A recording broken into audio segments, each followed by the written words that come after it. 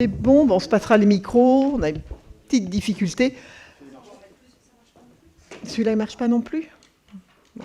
Allez, on va commencer. Il est l'heure, on a le quorum, c'est parfait. On y va sur les pouvoirs.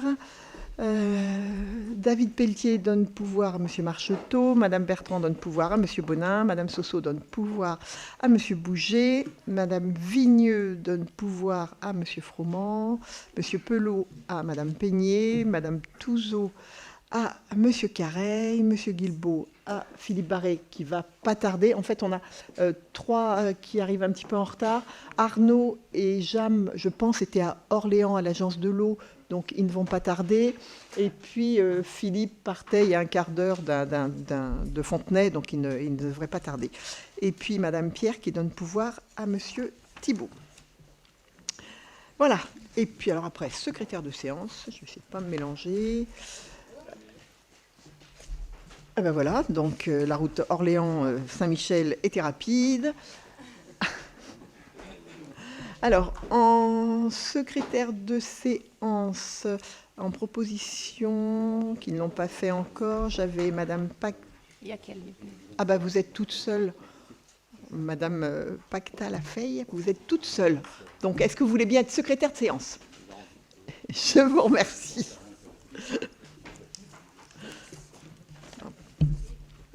Alors, on y va sur l'ordre du jour. Le premier point, comme d'habitude, ce sont les présentations des délégations, des délibérations qui ont été prises d'une part par le bureau communautaire et d'autre part par moi-même. Est-ce qu'il y a des observations à ce niveau-là? Non. Je vous remercie. Eh bien, on rentre dans le vif du sujet. Et le vif du sujet, c'est, dans un premier temps, d'accueillir nos nouveaux collègues. Alors, deux nouveaux collègues pour ce soir. Donc, Christian Péot, conseiller communautaire qui est donc élu à la Caillère Saint-Hilaire. Christian, il est... Ah oui, c'est vrai, je lui ai dit de se mettre devant. Je lui ai dit de se mettre... Voilà, donc bienvenue. Et puis, les dernières élections, Jackie, pareil, s'est mis devant, voilà, parfait. Alors Jackie, bon, évidemment, Jackie Mottet, maire de Vouillers-les-Marais. On va pas dire que c'est un petit nouveau, parce que là, je mentirais. Bienvenue, bienvenue à tous les deux. Jackie retrouve le conseil communautaire, et puis Monsieur Péot, voilà, fait son entrée. Je vous souhaite une très très belle installation dans cette très très belle collectivité, dans cette très belle institution. Sans plus tarder, je passe pas la parole à Philippe, il n'est pas là. Alors, on va, si ça ne vous ennuie pas, du coup, on va laisser arriver tranquillement. Il avait 2 ou 3 points, 4 même. Donc, on va passer au point 7, qui est le mien. Alors, super. Donc, du coup, qui est la souscription des contrats d'assurance pour l'assurance des véhicules à moteur et des risques annexes. Donc, je suppose que vous avez regardé le dossier. Alors, c'est pas simple, hein. Les assurances, là, on parle des véhicules, mais je me permets de diverger un tout petit peu, parce que je pense que vous avez tous la même problématique sur vos communes. C'est qu'aujourd'hui, on sait très bien que tout ce qui est assurance pour les collectivités, ça devient extrêmement difficile, avec des risques qui sont augmentés, mais qui aussi évoluent. Et puis on voit bien des tarifs qui vont aussi à la baisse. Alors si avec les tarifs, ça irait, mais en plus, on se rend compte qu'on a surtout des difficultés même à trouver des assureurs qui acceptent de nous assurer. Je ne sais pas comment demain nous ferons. Vous l'avez sans doute entendu dans les médias, enfin on l'a entendu, certains de nos collègues de plus grosses collectivités en sont rendus à aller chercher des assurances à l'étranger. C'est quand même plutôt inquiétant, hein. Oui, non, on a du mal à s'assurer. Donc là, on est sur nos véhicules. Il y a un candidat qui a déposé un pli. Il s'agit de la compagnie SMLAC Assurance à Niort. Donc on l'a évidemment regardé en commission d'appel d'offres, hein. On était certains à avoir écouté les explications très très détaillées de la personne qui a analysé l'offre pour nous en expliquer les tenants et les aboutissants, parce que c'est pas simple, hein, entre une assurance simple, entre la casse, entre les bris, enfin voilà, il y avait quand même beaucoup de facteurs à prendre en compte. Je pense que vous l'aviez, le dossier, dans le corps du conseil communautaire. Et donc, il vous est proposé d'attribuer le marché souscription des contrats d'assurance pour la communauté de communes dans les littorales, assurance des véhicules à moteur et des risques annexes à la compagnie SMAC Assurance à Niort pour une prime annuelle de 66 891,73 € et de m'autoriser donc à signer toutes les pièces inhérentes au marché et d'attester que les dépenses correspondantes sont inscrites au budget de l'exercice concerné. Je peux détailler plus, mais je ne suis pas sûre que ça vous passionne, pour le dire de façon très simple. Donc dans ces cas-là, je mets aux voix. Y a-t-il des voix contre? Des abstentions? Je vous remercie. Je vous propose de passer la parole à Pierre pour la commande publique toujours. Merci. Merci, bonjour à vous. Donc oui, je vous propose de reparler d'un marché qu'on avait validé il y a déjà un petit moment sur la réalisation d'une enquête en vue de constituer une base de données pour l'instauration de la redevance incitative sur tout le territoire de la communauté de communes. Donc ce marché fonctionne depuis déjà 1 an et demi, il était pour 2 ans et donc il va se terminer courant 2025. On avait validé jusque-là la tranche ferme et on vous propose ce soir de valider les 2 tranches optionnelles, la 1 qui est la reprise des bacs en bon état et la 2 qui est reprise des bacs en mauvais état ou inapte à recevoir une puce. Donc c'est un travail qui est déjà en cours, c'est une régularisation pour partie, mais le marché n'est pas fini. À ce jour, on a environ 85% des foyers identifiés, déclarés, et il en reste encore quand même 10-15% à récupérer. Et le travail sur les bacs avec le puçage et l'identification va nous aider à avancer, puisque maintenant les camions sont équipés de détecteurs de puces et on va pouvoir très rapidement refuser des bacs non pucés. Donc ça incitera les gens à se déclarer. Voilà.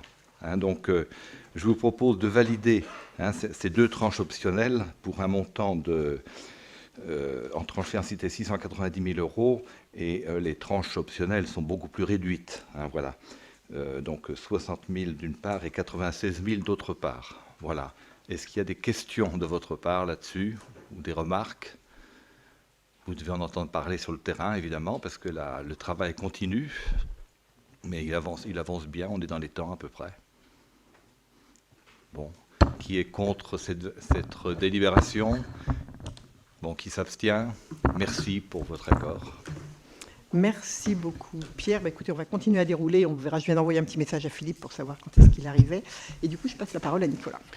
Merci, Présidente. Bonsoir à toutes, bonsoir à tous. Donc, un certain nombre de délibérations sur les finances. Les 4 premières concernent des fonds de soutien pour des projets communaux. Donc, la délibération numéro 9, elle porte sur une attribution de fonds de soutien à la commune de Mareuil-sur-Lay, qui est un projet de maison médicale.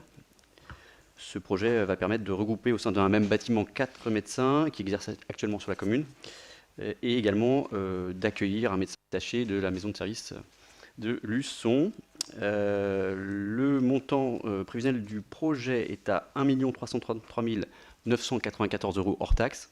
Et le montant du fonds de concours, montant bonifié, puisqu'on est sur un équipement structurant à l'échelle du territoire, qu'on vous propose, c'est 47 107 €. Est-ce que vous avez des questions sur cette demande de fonds de concours? Pas de questions. Est-ce que des gens sont contre? Merci pour la collectivité de Mareuil-sur-Lay. Ensuite, on a une demande de la part de la commune de Chaillé-les-Marais. On est sur un projet de restructuration d'école élémentaire. L'idée, c'est de rénover effectivement afin d'accueillir les élèves et l'équipe enseignante dans de bonnes conditions. Les classes permettront également l'accueil dans le cadre du périscolaire à compétences intercommunales, raison pour laquelle on vous propose là également un montant bonifié. Le montant du projet, c'est 2 767 611 € hors taxe, et le montant de notre fonds de soutien serait de 37 545 €. Est-ce que vous avez des questions? Est-ce que des gens sont contre? S'abstiennent? Merci pour travailler. Ce fonds de soutien suivant, c'est pour la commune de Marais. Je vais peut-être prendre ton micro, Brigitte. Voilà. Voilà, j'espère que ça ne va pas couper. Donc Champagny-les-Marais, qui a un projet de cabinet dentiste. Comment, là encore, on considère qu'on est sur un équipement structurant à l'échelle de l'Interco. Les montants des travaux sont de 251 287 € et le montant du fonds de concours bonifié serait de 36 537 €. Des questions par rapport à cette demande de la commune de Champagny? Pas de questions, des gens sont contre? S'abstiennent? Merci pour la commune de Champagny. Et puis enfin, dernier fonds de concours pour ce soir, il concerne donc la commune de Moutier-sur-le-Lay. On est sur des projets d'aménagement de voiries, des rues, sur un montant non bonifié. Et le montant, donc on a un projet à 148 846 € et le montant sollicité c'est 22 458 €. À ce projet? Pas de questions, des gens sont contre? S'abstiennent? Merci beaucoup pour la commune de Moutier. On a ensuite... C'est la commune. Du coup, je continue. On arrive en fin d'année, donc on a un certain nombre de délibérations à prendre, notamment sur des créances admises en non-valeur. La première, elle concerne le budget principal, qu'on appelle le 700, comme vous le savez. Monsieur le trésorier nous a fait un gentil courrier dans lequel il nous demande d'inscrire en non-valeur le montant de 24 702,27 €, étant entendu, comme habituellement, que si les débiteurs ont un retour à meilleure fortune, ils viendront solder leur dette. Voilà, donc ce qu'on vous propose, c'est d'admettre en non-valeur ce montant en totalité pour 24 702,27 € au budget et donc de l'inscrire au chapitre 65. Est-ce que vous avez des questions? Pas de questions? Des gens sont contre? S'abstiennent? Je vous remercie. On est dans le même esprit, mais là, on est sur des pertes irrecouvrables, donc des créances éteintes. On est toujours sur le budget 700. Et là, le trésorier nous demande d'inscrire donc 1535,66 €. Et ces créances, bien sûr, éteintes, seront au chapitre 65. Des questions? Pas de questions? Les gens sont contre? S'abstiennent? Merci. Délibération suivante, donc point 15, elle concerne le budget atelier relais et pépinière, le 703. Là encore, on est sur des créances admises en non-valeur. Le montant sollicité par le trésorier, c'est 8 586,90 €. Je vous rappelle la formule, donc encore une fois, si les débiteurs retrouvent meilleure fortune, ils viendront solder leur dette. Et donc, on vous propose d'admettre en non-valeur ce montant de 8 536,90 € et de l'inscrire au chapitre 65. Des questions? Pas de questions? Des gens sont contre? S'abstiennent? Merci. Toujours le même principe de délibération, mais là on est sur le budget SPIC, assainissement. Le montant qui nous est demandé d'inscrire par le trésorier, c'est 3 911,03 €. Est-ce que vous avez des questions? Les gens sont contre? S'abstiennent? Merci. La délibération suivante, on est là sur une reprise et la constitution de provisions pour créances douteuses. Vous le savez, dans le cadre d'une transparence et d'un souci budgétaire, tous les ans, en fait, on s'appuie sur une méthode avec un taux de dépréciation. À N-1, on est sur moins 15%, N-2, moins 30%, N-3, 75%, et pour toutes les créances antérieures, on considère qu'elles sont définitivement perdues. Après échange avec le trésorier, cette année, on va vous proposer non pas d'utiliser la méthode, tout simplement parce que il se trouve que plusieurs débiteurs font l'objet de redressement ou de liquidation judiciaire. Donc, ce qui veut dire qu'on a honnêtement très peu de chances de récupérer nos créances. Donc, par souci, je dirais, de transparence et de lisibilité budgétaire, ce que je veux vous proposer ce soir avec, sur les conseils du trésorier, c'est non pas d'inscrire 19 794,17 € comme on le fait habituellement, mais d'inscrire la totalité, c'est-à-dire 43 443,56 €. Et dans le même temps, comme on le fait tous les ans, ce qu'il faut également, et là encore par souci de lisibilité et de simplicité, c'est de reprendre la totalité de la provision qu'on avait constituée en 2023, qui elle était d'un montant de 13 841,30 €. Est-ce que vous avez des questions par rapport à ça? Donc on change un petit peu la formule, mais honnêtement, c'est de la prudence. Hein. Les entreprises, malheureusement, connaissent des sérieuses difficultés et on a peu de chances de récupérer nos créances. Donc on préfère effectivement être prudent et d'inscrire l'ensemble de ces provisions. Voilà. Des questions? Pas de questions? Donc ce que je vous propose, c'est de constituer cette provision pour créances douteuses d'un montant de 43 443,56 €. Bien sûr, de les inscrire au compte 6817. De procéder donc à la reprise des provisions qu'on avait constituées au titre de l'année 2023, d'un montant de 13 841,30 €, et donc d'actualiser forcément le calcul et d'inscrire tout ça au budget. Des gens sont contre? S'abstiennent? Je vous remercie. On va ensuite enchaîner sur les décisions modificatives. Donc on est sur la 3e concernant le budget principal. Donc là, on est sur une demande aussi du SGC, puisque on a des écritures à modifier, tout simplement parce que habituellement, vous le voyez, on avait des écritures au compte 65-68, et aujourd'hui, le SGC considère qu'il faut les inscrire non plus au 65-68, mais au 11 et au 65. Voilà. La même demande est faite sur tout ce qui concerne du chapitre 65. Donc on a des comptes 65 818 et 65 888 qu'on nous demande de réaffecter. Donc il n'y a pas de, vous voyez, il n'y a pas de modification en termes de montant, c'est juste des opérations. Voilà, le SGC, il n'y a pas de caméra, c'est pas filmé.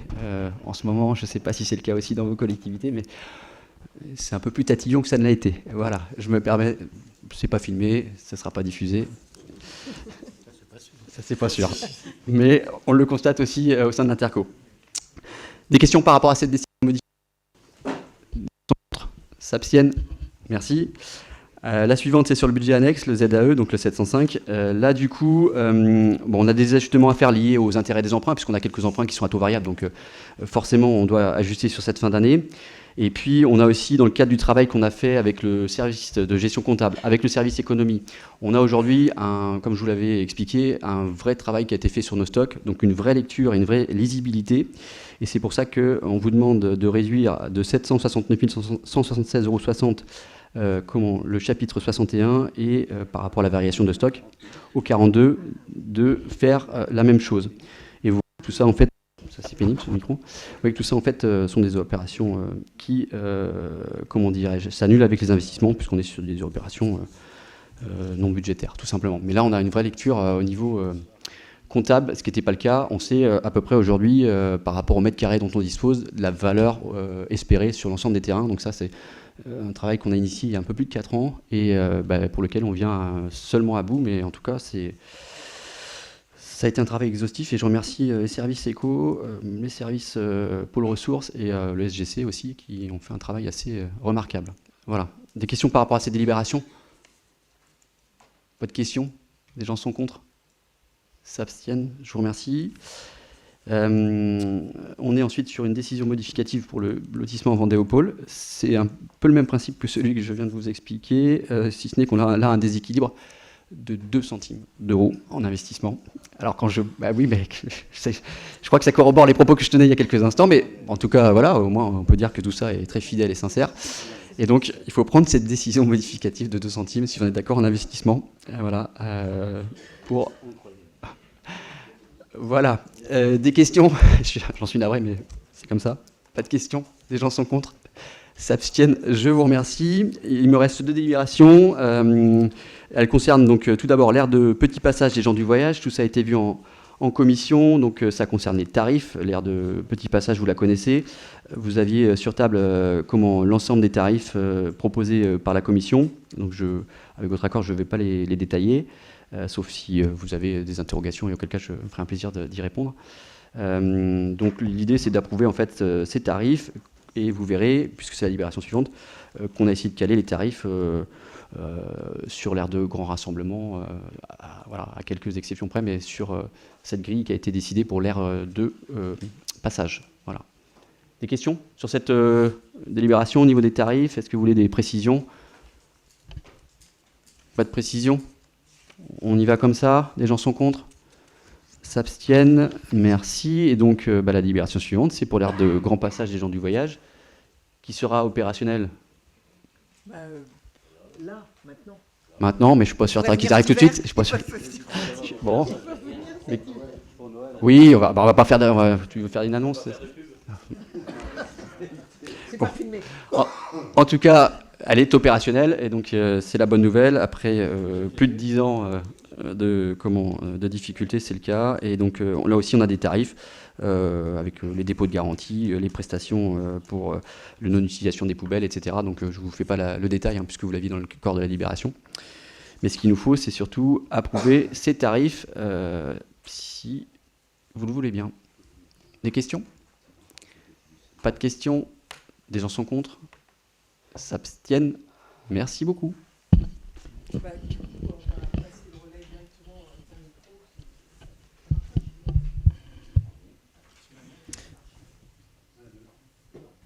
J'y vais. Bonsoir à tout le monde. La première, on le fait chaque année, c'est la dérogation au repos dominical des salariés pour l'année 2025. À partir du moment où il y a plus de 5 jours et moins de 12, ça doit être approuvé ici en Conseil.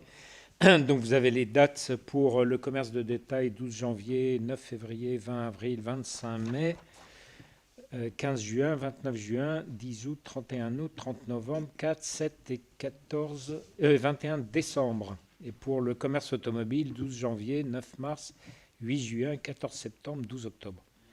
Voilà, donc l'idée de la question est si vous êtes donné un avis favorable à ces jours de dérogation au repos dominical. Des questions?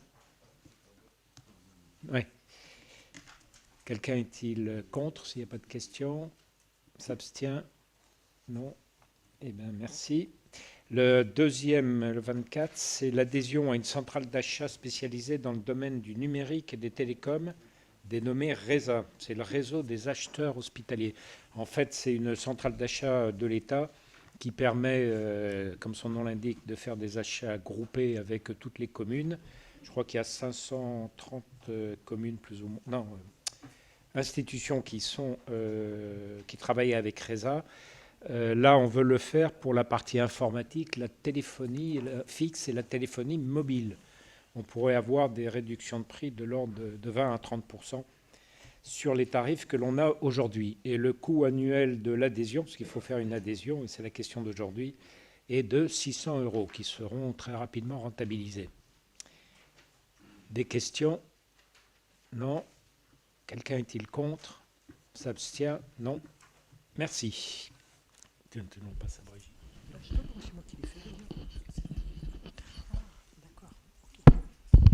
Alors, merci. On va sur le volet patrimoine. Et en effet, je posais la question à Bruno, mais en effet, puisqu'on est sur la commune de Nallier, il ne va pas le présenter, puisque ça concerne un projet d'implantation de la SARL Baudry. Donc vous verrez, il y a deux délibérations qui se suivent et qui concernent le même souhait de l'entreprise Baudry. Et là, il vous est proposé d'acquérir une emprise foncière de 138 mètres carrés à détacher de la parcelle section YS à la Val du Prêtre de Noreille, au sein de la zone d'activité Les Plantes sur la commune de Nallier, au prix de 8 € auprès de la société Cavac, propriétaire de la grande parcelle. Et donc, il y a une division parcellaire qui déterminera un peu la surface nécessaire. Et les frais notariés seront du coup à la charge de la collectivité. Donc il vous est proposé d'acter cette acquisition, de m'autoriser donc à signer l'acte notarié et tous les documents qui sont relatifs à cette acquisition ou évidemment à me faire représenter, et ce sera le cas de toute façon. Est-ce qu'il y a des oppositions ? Non, je me vois des voix contre, des abstentions. Oh non, merci. Et puis, la deuxième concerne toujours le projet d'implantation de la SARL Baudry sur la zone d'activité de Nallier. Et là, on se retrouve sur la même, voilà, c'est le jeu des parcelles, tout simplement, d'acquérir 138 mètres carrés à détacher de la parcelle. Vous l'avez, je ne vais pas vous lire la totalité. D'acquérir et puis même chose de procéder à une division parcellaire et puis en sachant que les frais notariés sont à la charge de la collectivité, de m'autoriser à signer l'acte et puis ou au cas échéant évidemment de me faire représenter. Donc voilà, là on est vraiment sur la même entreprise et sur les, vous savez, à chaque fois on a toujours une bascule. Je mets aux voix, est-il des voix contre, des abstentions? Je vous remercie et du coup Bruno finalise. Donc les deux dernières pour moi. La première concerne l'acquisition d'un terrain que l'on achète à la commune de Saint-Hermine sur la zone d'activité économique Lénou.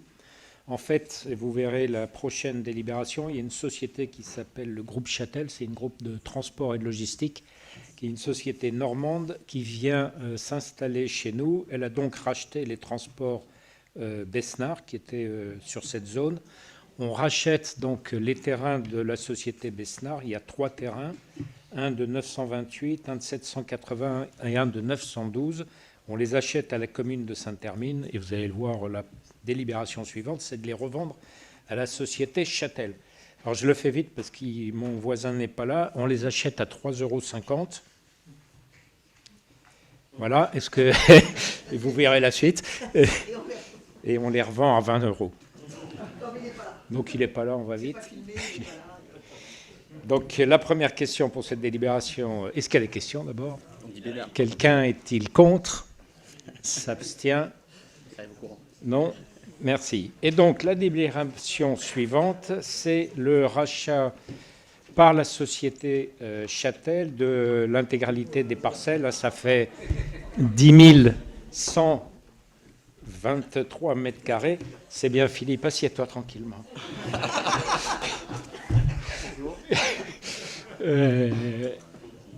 On achète donc 10 000... on vend, je vais perdre mon latin, on vend les 10 123 mètres carrés à la société Châtel sur la zone dont je viens de vous parler au prix de 20 € hors taxe le mètre carré. Et donc, l'idée est d'autoriser Madame la Présidente à signer tous les documents qui autorisent à faire cette vente. Quelqu'un a-t-il des questions? Non. Quelqu'un est-il contre? S'abstient? Non. Merci. Alors, on va juste laisser Philippe s'installer. Et du coup, on va poursuivre un tout petit peu l'ordre du jour. Donc, je vais passer la parole à Jam, puis après, on reviendra sur les premières délibérations pour Philippe. Jam, si tu veux. Oui, bonsoir. Ça tombe bien parce que c'est encore sur Saint-Hermine avec de l'histoire où il faut rattraper l'histoire. Donc je vais raconter un peu. ça doit l'amuser, mais ça va faire 2 dossiers quand même. Donc c'est une délibération qu'il faut qu'on prenne pour des indemnités dans le cadre de la servitude de passage donc, des canalisations qui sont destinées à la réalimentation de la Smagne. Alors, évidemment, les Herminois ou ceux qui habitent dans le pays de Saint-Hermine connaissent bien ce dossier, d'autres beaucoup moins. Donc je vais faire un peu d'histoire. Alors c'est l'histoire récente qui a 40 ans, 35 ans. Pour moi, c'est récent. J'espère que pour vous aussi. Mais c'est important de raconter un peu ce qui s'est passé. Bon, dans les années 80 à 90, cette rivière était systématiquement asséchée. Elle fait 52 km, donc elle était systématiquement asséchée sur à peu près une trentaine de kilomètres dans les secteurs de Tiré, Saint-Hermine, Saint-Jean-de-Beugnier, Sainte-Pexine-Corp, Besset, et dû donc au prélèvement donc, de l'irrigation, plutôt sur les secteurs de nappe qui asséchaient la rivière, parce que cette rivière elle a l'habitude de se faire alimenter par la nappe phréatique, et puis il y a des inversions, certains connaissent très bien ça, sur le bordure du marais Poitevin. Mais c'était avant. Et donc a été décidé à cette époque-là de trouver des solutions qui est la construction d'un barrage qui s'appelle la Vouraie. Donc j'ai présidé l'association d'études à cette époque, en 89, et qui avait comme objet donc sur 5 millions de mètres cubes, qui a été créé donc, et en 1998, réalisé en 98, 5 millions de mètres cubes, il y en avait 2 millions de mètres cubes qui sont destinés à compenser les prélèvements d'irrigation sur l'aval du territoire, et puis 2 millions qu'on appelle soutien d'étiage, c'est-à-dire soutien des rivières, et 1 million pour l'eau potable. Sur ces 2 millions de soutien des rivières, il y en avait 400 000 qui étaient destinés à la Smagne, par un transfert qui devait se réaliser par la communauté de communes du pays de Saint-Hermine, qui a été réalisé donc, dans les années 2000. Et un transfert, c'est des pompes qui pompent à l'engresserie, donc connu un peu, entre l'engresserie et Poilfeu, donc c'est un peu connu par tout le monde, et qui donc se déverse juste en amont de Saint-Hermine, avec d'autres pompes qui reprennent et qui traversent la commune de Tiré pour déverser juste entre la Chapelle-Témère et Saint-Valérien, donc au Gué de Pron exactement. Et puis il y a d'autres systèmes qui sont venus aider l'ensemble.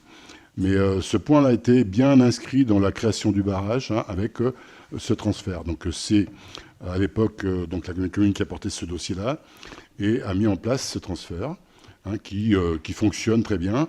Et je redis, parce que l'autre jour on m'a dit c'était pas tout à fait vrai, mais c'est vrai, sur les 52 km de rivière, les 30 km qui étaient asséchés ne le sont plus depuis cette époque-là, puisqu'il y a Ça a été dur en 2022, c'était dur à certaines époques, mais on y arrive, avec des règles très strictes qui sont apportées, mais grâce à ces transferts-là. Pour le réaliser, il a fallu donc traverser des propriétés. On a essayé, sur une grande partie à l'époque, de passer le long des voies communales, bien sûr, parce que c'était plus simple, des voies. Et puis, quand vous déversez sur un talweg, vous suivez un ancien fossé qui se trouve dans des propriétés privées. Et donc, ces propriétés privées ont été donc traversées. Et puis, à l'époque, peut-être qu'on y arrivait mieux qu'aujourd'hui, on a réussi à faire des travaux sans avoir la totalité des conventions de servitude de passage, qui ont été un peu oubliées pour certains. Et puis aujourd'hui, nous sommes devant le cas de figure où nous devons clarifier tout cela dans un cadre où la commune qui a récupéré, Sud-Vent Littoral, qui a récupéré ce dossier, doit mettre à jour l'ensemble des éléments pour pouvoir le transférer en bonne et due forme au syndicat mixte Gémapien, qui va pouvoir gérer cela, et puis qui se trouve le syndicat mixte Bassin du Lait sur ce territoire-là. Et pour ce faire, nous sommes donc dans l'obligation de clore ces indemnités versées aux propriétaires des fonds donc qui servent sur ce passage. Il n'y en a pas tellement. À l'époque, c'était 1 franc par mètre linéaire, parce que c'était avant l'euro, donc ce qui fait 0,15 € le mètre linéaire. Donc on propose de conventionner tout cela, sachant que moi qui suis à l'époque à l'origine de d'autres transferts, c'est une nécessité que ce soit inscrit aux hypothèques. C'est clairement... ces canalisations doivent être aussi repérées dans le cadre de construction au niveau urbanisme ou autre. C'est déterminant pour ne pas faire n'importe quoi. Parce que moi, j'ai connu une construction sur une canalisation, d'un poulailler. Donc, il faudra éviter quand même. Donc, en clair, ce qu'on vous demande, c'est d'accepter que nous puissions verser donc, ces indemnités aux propriétaires avec des conventions signées. On les connaît à peu près, tous. On va les rencontrer. Il n'y a pas de souci sur ça. Je pense que tout se passera bien. Donc on rattrape un peu des choses qui n'étaient pas faites. Voilà, Madame la Présidente. J'ai pris un peu de temps parce que... Non, mais c'est intéressant. C'est intéressant de refaire l'histoire. Voilà, l'histoire. Ce qui se passera, c'est que du moment, quand on fera le transfert, on vous préparera un petit dossier simplifié pour vous montrer exactement d'où ça part, où ça va. J'ai pas le temps ce soir de le faire. Je suis désolé, parce que j'aurais pu le... Ah oui, mais ce sera quand on fera ce transfert, on prendra une délibération, bien sûr, on vous donnera ces éléments-là pour que vous soyez bien au courant. C'est quelque chose qui politiquement était très très fort pour la commune de Saint-Hermine pour l'époque. Tous ceux qui ont connu cette époque-là savent que c'était un dossier très très important et porté politiquement par la commune du pays Saint-Hermine et soutenu par le conseil départemental, conseil général de l'époque, et des syndicats d'eau d'une manière très forte. Donc voilà. Donc, je vous laisse faire voter. Tu fais voter. Non, tu ne fais pas voter. Tu ne veux pas faire voter. Je fais voter. Fais voter. Donc, est-ce qu'il y a des... D'abord, il y a des questions. Non ? J'étais un peu long, mais c'est comme ça. Excusez-moi, j'ai pris un peu de kilomètres là, dans la vue, là, puis ce matin, donc, j'ai présidé une réunion où il avait fallu que je sois un peu long, donc j'ai pris l'habitude. Non, je suis désolé. Donc, est-ce qu'il n'y a pas de questions ? Est-ce qu'il y a des oppositions sur cette proposition d'indemnisation ? Des abstentions ? Madame la Présidente, vous pouvez signer. Parfait, merci. Non, mais c'est bien. C'était bien que tu nous le détailles. C'est quand même notre histoire, c'est notre territoire. Il faut profiter encore de...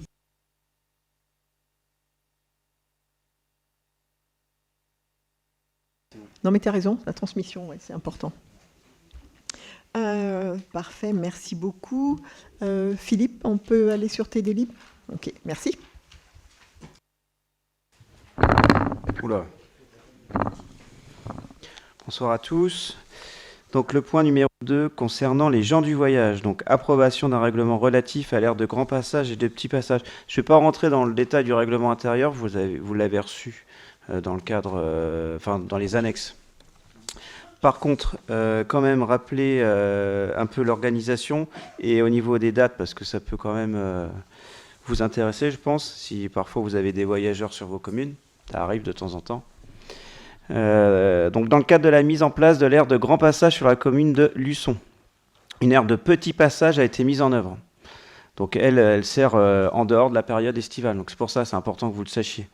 Donc il s'agit d'une plateforme empierrée de 3000 m² située au nord de l'aire de grand passage dans la continuité de la voie de desserte principale.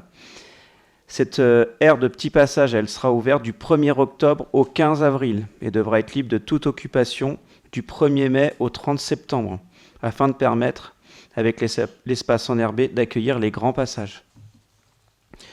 Je le dis, c'est surtout pour parfois des... alors c'est pas si simple que ça, mais si vous avez des petits groupes sur vos communes, il y a une aire de petit passage à l'intérieur de l'aire de grand passage. Et c'est pour ça que je vous donne l'amplitude au niveau de l'année. Les travaux de ces aires sont en cours d'achèvement. L'aire de petit passage devrait pouvoir être opérationnelle le 1er décembre et l'aire de grand passage au 1er mai prochain. Un gestionnaire sera désigné pour assurer le bon fonctionnement de ces dispositifs. Donc ça fera l'objet d'une nouvelle délibération. Et afin d'anticiper la future ouverture de ces dispositifs d'accueil, il faut approuver donc les règlements intérieurs de l'aire de grand passage et de petit passage qui s'imposeront aux utilisateurs. Donc c'est ce que vous avez en annexe. Est-ce qu'il y a des questions? Des oppositions? Je vous remercie. Point numéro 3, donc avenant numéro 1 à la convention OPA 2023-2025. Donc là c'est pareil, je fais un petit point sur les dossiers autonomie parce que ça permet aussi de voir comment évolue notre politique de l'habitat et finalement les besoins sur le territoire. Donc au 1er août 2024, donc 18 dossiers autonomie ont été déposés, 21 sont en attente, 39 dossiers en cours. Donc des visites sont programmées donc, depuis la rentrée de septembre 2024. L'objectif de 60 dossiers, là, donc ça c'était l'objectif pour l'année, va être dépassé à la Toussaint. C'est-à-dire que lorsqu'on fait le PLH, je vous rappelle, on a des chiffres précis avec des objectifs. C'est mieux de les atteindre. Mais là, en l'occurrence, on fait plus que les atteindre, c'est-à-dire qu'ils vont être dépassés. Donc une rehausse de l'objectif annuel autonomie de plus 15 dossiers par an, soit 75 dossiers autonomie par an a été sollicité. Donc cet avenant modifie les crédits réservés par l'ANA, le département de la Vendée et la communauté de communes Sud-Vendée Littoral pour l'année 2 et l'année 3, soit du 1er janvier 2024 au 31 décembre 2025. Les crédits ont été augmentés par l'ANA au bénéfice des ménages pour les aides aux travaux et au bénéfice de la collectivité pour les dépenses d'ingénierie, c'est-à-dire d'études des dossiers. Et l'aide annuelle de l'ANA pour les dépenses de fonctionnement pour la collectivité était de 129 143 € pour 2024. Elle serait, si vous en êtes d'accord, de 160 000 € pour 2024 et 2025. Cette aide est définie en fonction du nombre de dossiers déposés. Suite à la modification de son programme d'aide en faveur de l'adaptation des logements au vieillissement et au handicap, les crédits ont également été augmentés par le département de la Vendée. Et l'aide aux travaux a été rehaussée à 1 000 € maximum par dossier au lieu de 800 €. Il est proposé donc aux membres du conseil communautaire de signer différents documents relatifs à cette décision et aux différents changements que je viens d'évoquer. Voilà. Est-ce qu'il y a des questions? Pas de questions, des oppositions, des abstentions?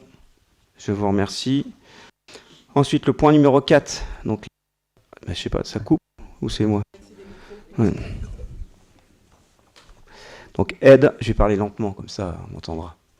Donc, aide en faveur du développement de logements locatifs sociaux, du prêt social locatif accession et du bail réel solidaire. Même si je pense que pour certains d'entre vous c'est clair, plan locatif, donc le PLSA, donc il y a d'abord en fait une phase locative avec un loyer et après on rentre dans une deuxième phase qui permet l'acquisition du logement en levant l'option d'achat. Donc en fait c'est pour les revenus, c'est pour faciliter l'accession de la propriété en fait. C'est ça, c'est pour les revenus plus modestes et surtout dans des territoires où le prix au mètre carré il est élevé également.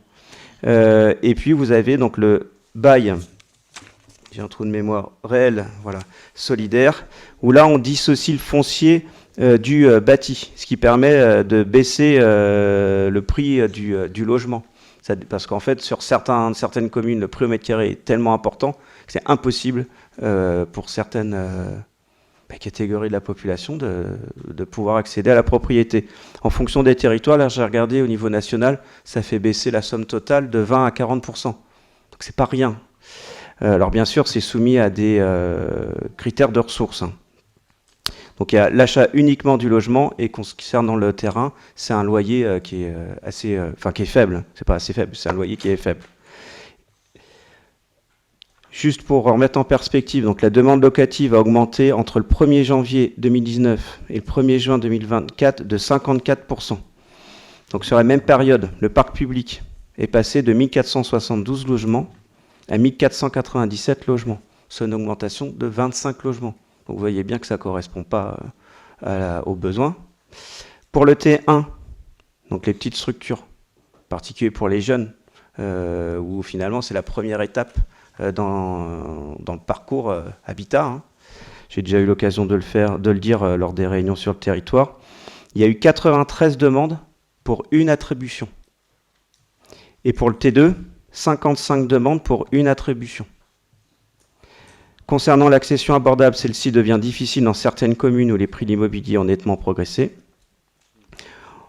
Dans le cadre du PLH, 174 logements locatifs sociaux devront être produits donc de 2024 à 2029. Et concernant l'accession aidée, la promotion de dispositifs existants, donc tels que le prêt social locatif accession, donc ce que je vous ai expliqué tout à l'heure, et le bail réel solidaire, est à encourager sur notre territoire afin de favoriser l'accession à la propriété. Je rappelle que lorsque le PLH a été adopté, lorsqu'on a été donc à la commission régionale, la première remarque qui a été faite lorsqu'on a défendu le plan local de l'habitat, même s'ils l'ont accepté, c'est justement d'être vigilant par rapport à cette problématique des logements sociaux, pour qu'on arrive à garder le nombre de logements, voire qu'on les augmente. Et c'est pour ça que j'ai contextualisé au début. Donc dans le programme d'action, 2 fiches ont été élaborées pour répondre aux constats précédemment évoqués, donc vous les avez. Et donc là, il vous est proposé d'approuver le règlement d'aide relatif au développement de logements locatifs sociaux, de logements de type prêt social locatif accession de type bail réel solidaire. Donc c'est présenté pareil en annexe, d'inscrire les crédits correspondant au budget principal de la communauté de communes. Et voilà, j'ai essayé d'être court. Vous êtes en train de me dire, il a été long. Est-ce qu'il y a des questions ? Est-ce qu'il y a des oppositions, des abstentions ? Je vous remercie. Je continue, je vais essayer de ne pas vous perdre. Donc le point numéro 5. Donc ça c'est lié, je ne vais pas rentrer trop dans les détails. Donc le premier concerne la PTRE et la deuxième concerne l'OPA. Donc là en gros c'est tout notre guichet unique de l'habitat, pour faire simple. Vous savez qu'on a un suivi, une animation donc, de la plateforme territoriale de rénovation énergétique, c'est la DIL de Vendée qui s'en occupe. Et l'État, je fais très simple, je ne vais pas rentrer dans les détails, mais ajouter aux opérateurs des missions complémentaires. Sur la délibération, vous avez la liste de ces missions complémentaires. Et donc ça conduit à un avenant qui a une incidence donc, financière sur le montant initial donc, du marché, et les modifications introduites par l'avenant apportent une plus-value de 30 150 € hors taxe par an, soit 36,99% d'augmentation par rapport au marché initial. J'anticipe la délibération suivante. L'OPA, il y a les mêmes modifications, mais pourquoi il y a une augmentation plus forte dans le cadre de la PTRE ? C'est parce qu'il faut qu'on fasse un diagnostic, un audit, en fait, comme on a fait dans le cadre du PLH en amont. Et c'est surtout ça qui coûte cher. Bon. Voilà. De toute façon, on n'a pas vraiment le choix. Bon, on peut en discuter, mais on ne va pas arrêter la politique. Ou alors, il faut qu'on arrête la politique de l'habitat. Donc c'est peut-être un peu gênant. Surtout quand on regarde un peu les chiffres et les sollicitations, on voit bien qu'aujourd'hui, c'est une vraie dynamique. Enfin, ça apporte. On a quand même, c'est intéressant d'entendre de voir combien de personnes viennent régulièrement réfléchir à cette politique de l'habitat. Enfin voilà, on est un véritable soutien et ce serait vraiment dommage d'y mettre un frein. Est-ce qu'il y a des questions, des précisions ? Est-ce qu'il y a des oppositions ? Des abstentions? Je vous remercie. Point numéro 6 qui concerne l'OPA. Donc c'est la même chose que pour la PTRE. Alors la différence entre les deux, c'est que ça ne touche pas les mêmes catégories de population. L'OPA, c'est pour les modestes, très modestes, en fait. Et donc là, il y a toujours pareil un suivi et animation d'une opération, de l'opération programmée d'amélioration de l'habitat. Donc là, c'est ATIS Habitat qui a été retenu par Sud Vendée Littoral. Et là, par contre, il y a une moins-value de 1 500 € hors taxe. Donc 0,86% du marché initial. Voilà. Bon, là, je pense que si vous avez accepté la précédente, il n'y aura pas de problème pour la seconde. Est-ce qu'il y a des oppositions ? Les abstentions? Je vous remercie. Et pour ce soir, j'ai terminé. Voilà, bonne soirée.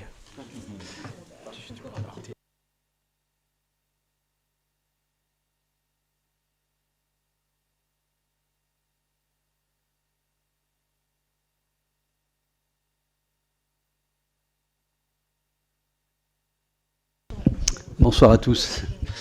Donc c'est là on est en fait sur la 30e délibération, page 59, ceux qui veulent suivre.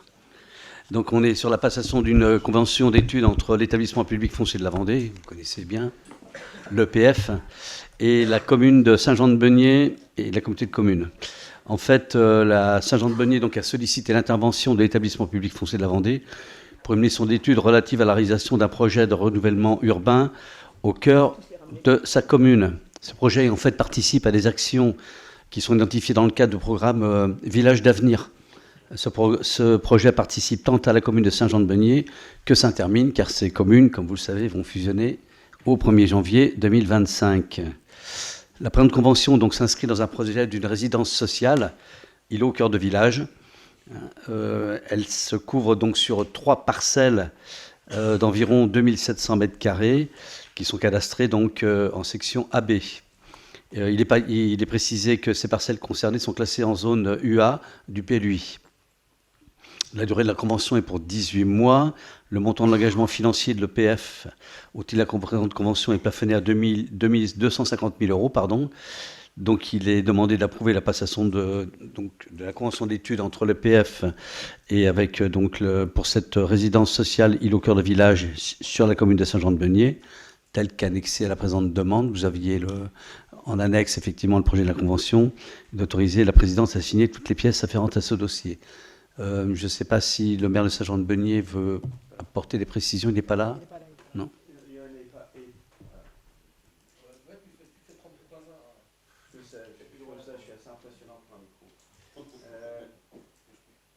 Bon, c'est pas grave. J'ai une voix qui porte, vous savez tous.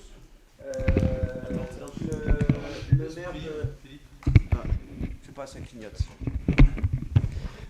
Le maire de Saint-Jean-de-Beugné n'est pas là, mais il attendait en fait que ça passe en comité de commune. Donc c'est quelque chose qui est important, parce que c'est vrai qu'il y a une vraie tension au niveau de l'habitat.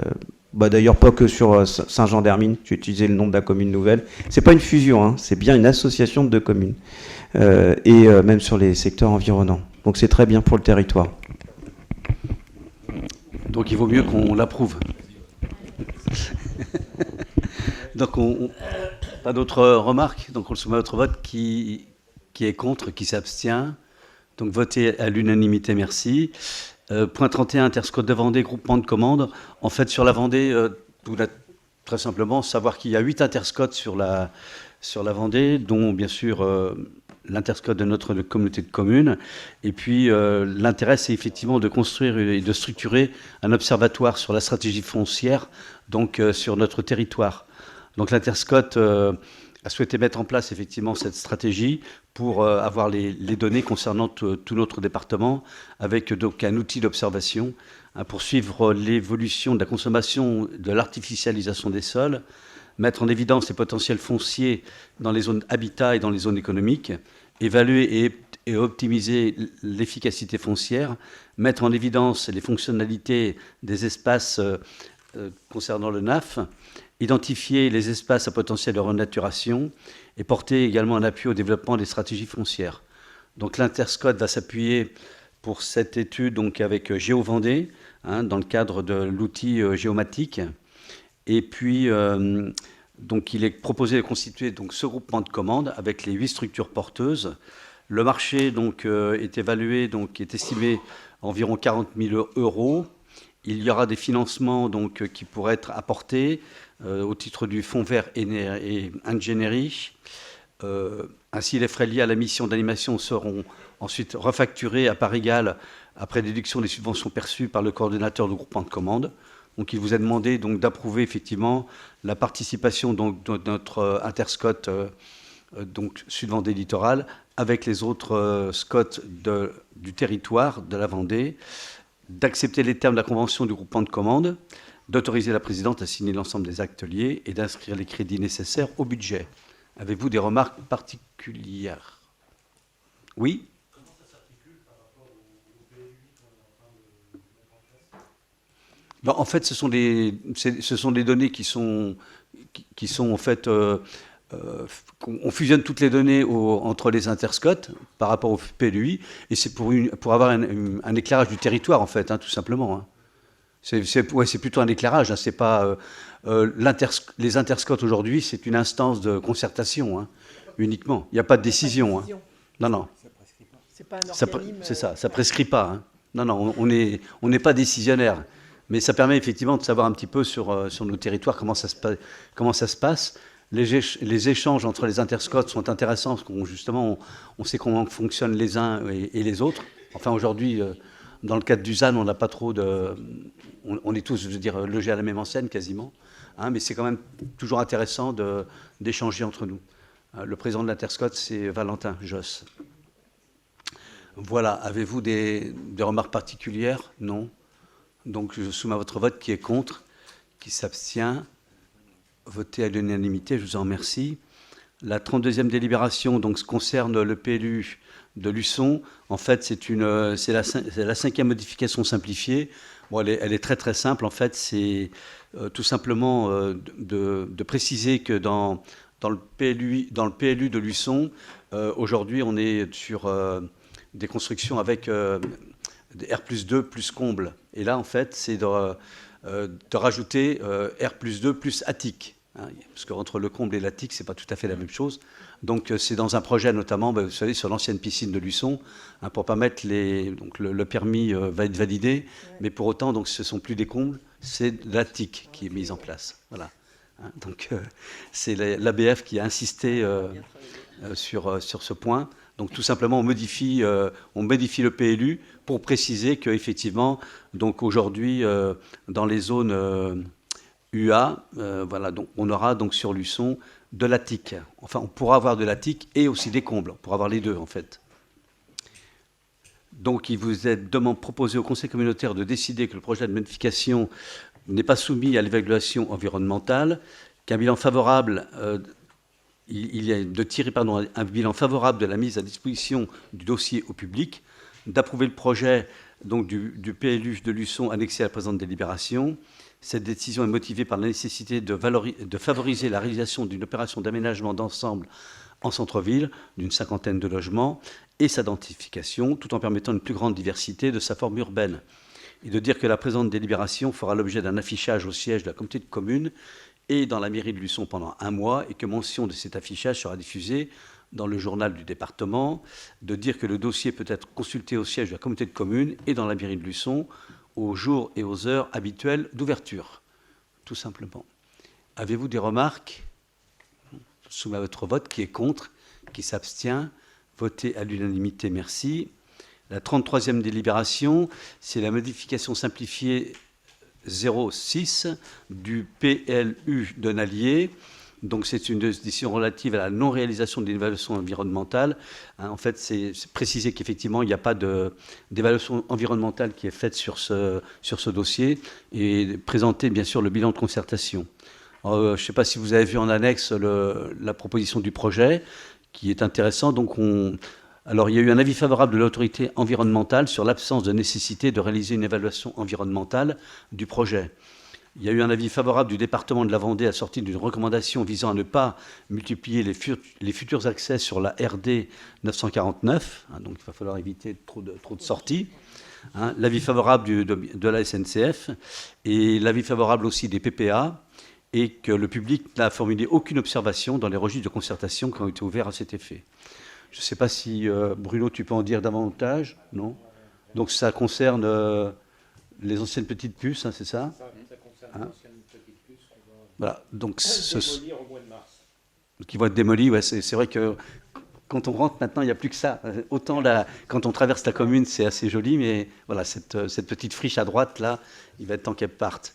Donc c'est un projet donc, qui permettrait peut-être, enfin il y a plusieurs scénarios, si vous avez regardé, il y a 2 scénarios avec des commerces, du logement, hein, et puis des commerces, du logement. Des commerces et du logement. Et on a racheté Voilà. 2 terrains derrière. C'est ça, pour faire des agrandissements. Donc il vous est proposé de décider au regard de l'avis conforme de l'autorité environnementale que le projet donc, ne sera pas soumis à l'évaluation environnementale, de tirer un bilan favorable de la mise à disposition du dossier et d'approuver le projet de modification donc, tel qu'on vous l'a décrit. Avez-vous des remarques particulières? Ah oui, je précise que bien sûr, il y aura un affichage pendant 1 mois, bien sûr, à la communauté de communes et dans la commune de Nalliers, et que le dossier peut être consulté au siège de la communauté de communes et dans la mairie de Nalliers aux jours et aux heures habituelles d'ouverture. Qui est contre, qui s'abstient, voté à l'unanimité, on vous en remercie. Merci Dominique. C'est David. Et on passe la parole à David.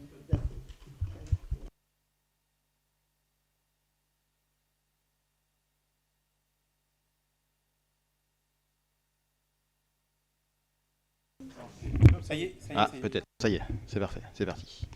Bonsoir à toutes et tous. 34e délibération qui concerne notamment le schéma directeur des énergies renouvelables qu'on a adopté récemment, en septembre de cette année, et qui se compose de 4 objectifs. Et ce soir, c'est d'illustrer un peu l'objectif qui favorise l'émergence de projets d'énergie renouvelable citoyens.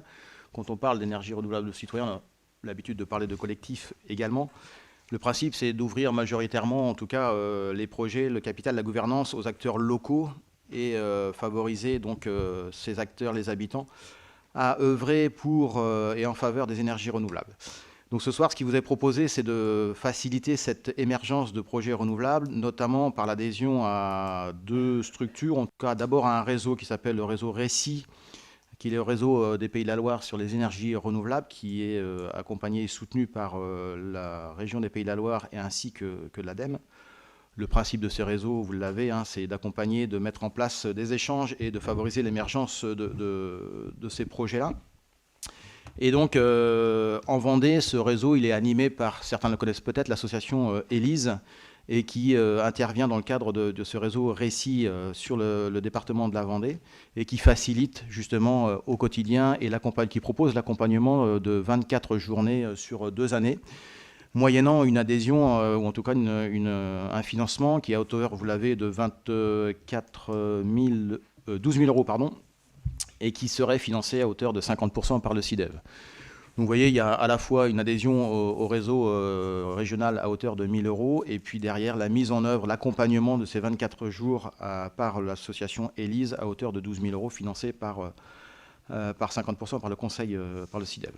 Donc ce qui nous permettrait de mettre en œuvre cet objectif du SDE, donc d'être sur des projets collaboratifs et ouverts aux citoyens. Et derrière, il y a eu un courrier, notamment du CODEV récemment, je crois que c'est du 3 octobre, qui a été adressé à la communauté de communes, qui souhaite être porteur de cette démarche sur le territoire, et donc de s'associer à la communauté de communes pour initier les premiers projets collectifs en énergie renouvelable. Et notamment, il y a 2 pistes déjà de réflexion. La première, c'est de mutualiser, pour ceux qui le souhaitent, l'acquisition de panneaux photovoltaïques, donc faire un groupement d'achat de particuliers. Donc vous voyez, on œuvre aussi dans les objectifs dans le cadre du plan climat, donc c'est conditionner aussi la mise en place de ces projets collectifs, de travailler ensemble pour qu'émergent en tout cas des projets collectifs. Ça, c'en est un. Et puis progressivement, avec l'accompagnement que l'on aura par Lise dans ce cadre-là, eh bien, c'est de travailler sur sans doute plein d'autres thématiques, mais l'objectif final, c'est bien de faire émerger des projets collectifs citoyens autour des énergies renouvelables. Donc voilà, ce qui vous est proposé ce soir, c'est cette double adhésion, à la fois l'adhésion au réseau RECI pour 1 000 euros et l'adhésion et l'animation qui serait proposée par Élise dans le cadre de cette adhésion à hauteur de 24 jours d'intervention sur les 2 prochaines années, financée à hauteur de 50% par le CIDEV. Voilà, est-ce qu'il y a des questions ou des remarques sur cette adhésion? donc complété, je le disais, par le CODEV, qui viendra justement, et c'était aussi un des grands enjeux du plan climat, c'est de faire émerger des initiatives citoyennes et de s'appuyer sur des acteurs, puisque la Comcom ne pourra pas non plus porter toutes les actions du plan climat. Voilà. Donc c'est déjà une première initiative qui met en œuvre ce fameux SDE qu'on a validé très récemment et donne déjà une action très concrète pour les citoyens qui voudront travailler sur ce projet-là et faire part de leur souhait d'être au sein de cette mutualisation d'acquisition de panneaux solaires s'ils le souhaitent et de faire baisser. Alors on aura le temps d'en reparler avec le CODEV si vous le souhaitez, mais ça va au-delà de l'acquisition de panneaux, c'est aussi toute la charte de bonne conduite et notamment pour prescrire derrière des installateurs qualifiés et faire un suivi de tout cela. Voilà, je le soumets à vos votes. Qui est contre ? Qui s'abstient? Je vous remercie. 35e délibération qui concerne toujours les énergies renouvelables. Dans le cadre du schéma des énergies renouvelables et notamment, vous savez que la société Sud Vendée Énergie a été créée pour accompagner des projets communaux sur le territoire. Alors on a fait déjà des projets qui sont partis, Moreil, l'Aiguillon, la Presqu'île et puis le centre technique intercommunal de Luçon qui va déjà bénéficier de ce financement de la société. Et puis, depuis, on a aussi sollicité de nombreuses communes pour savoir si vous étiez enclin à proposer et à aménager vos bâtiments communaux ou proposer des ombrières pour poursuivre ce développement des énergies renouvelables sur le territoire. Et donc, on a été, alors j'ai dit submergé, non, mais en tout cas, on a eu beaucoup de retours, tant mieux, c'est que le territoire est engagé. Et je vous le rappelle, c'est une vraie volonté de devenir en 2050, en tout cas, un territoire énergie positive. Donc, il faut produire des énergies renouvelables. Pour autant, on se heurte à la suite de cette, on va dire, interrogation d'avoir un certain nombre, voire un nombre certain de projets autour du photovoltaïque.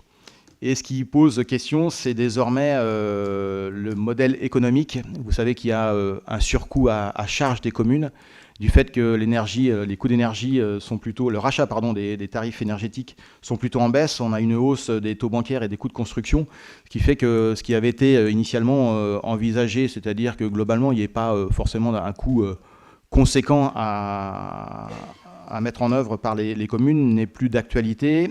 Et pour autant, ce qui vous est proposé ce soir, mais on l'avait déjà acté, c'est que la communauté de communes continue sa politique et soutienne ces projets-là et intègre finalement ce reste à charge des communes.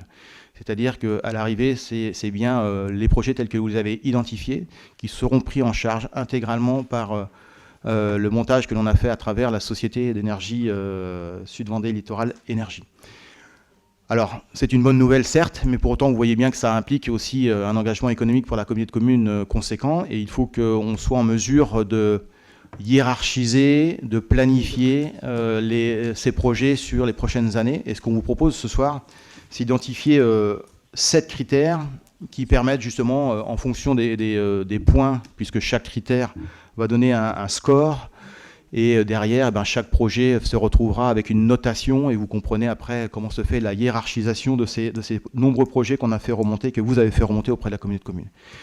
Donc si vous avez proposé ce soir, vous voyez les critères. Alors, le premier critère, c'est qu'on ne financerait qu'un seul projet d'ombrière. Alors, pardon, je reviens sur le début. On parle bien du reste à charge pour les ombrières photovoltaïques. Pour ce qui est du photovoltaïque sur bâtiment, ça fonctionne, on prend en charge, ça roule.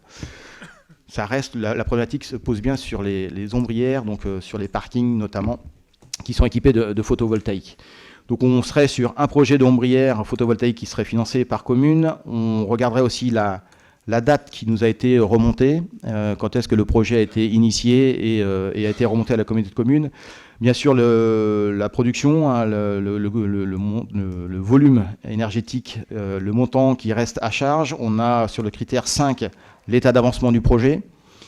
Le critère 6, c'est l'obligation réglementaire. Certains parkings se doivent d'être solarisés. Et puis le dernier, c'est savoir si on est sur une approche plutôt plus globale. C'est-à-dire est-ce que le projet d'aménagement communal vient aussi porter un aménagement qui soit un peu plus conséquent. Voilà, donc vous l'avez en annexe, vous verrez, ces critères-là rapportent un nombre de points, et derrière, eh bien, la communauté de communes s'engage à financer entre 2 et 3 projets. On va faire des groupes ou des grappes de projets par année civile, et derrière, pouvoir vous projeter les aménagements tels qu'ils pourraient être financés dans les prochaines années. Alors ça, des coûts non négligeables, hein, donc sur le plan d'investissement, on avait prévu plutôt d'être sur une vitesse de 100 000 euros par an. Là, on est au-delà des 100 000 euros. Parfois, on est à 200, 300, 400 000 euros. Donc vous voyez bien qu'on ne pourra pas absorber non plus tout de manière conséquente en un pas de temps qui sans doute pourrait être vu comme trop long par certains d'entre vous, mais voilà. En tout cas, la démarche, elle est d'accompagner, de finaliser les projets tels qu'ils ont été initiés par les communes, de ne pas s'interrompre, de poursuivre ce développement des énergies renouvelables, d'être dans notre objectif du plan climat et énergie.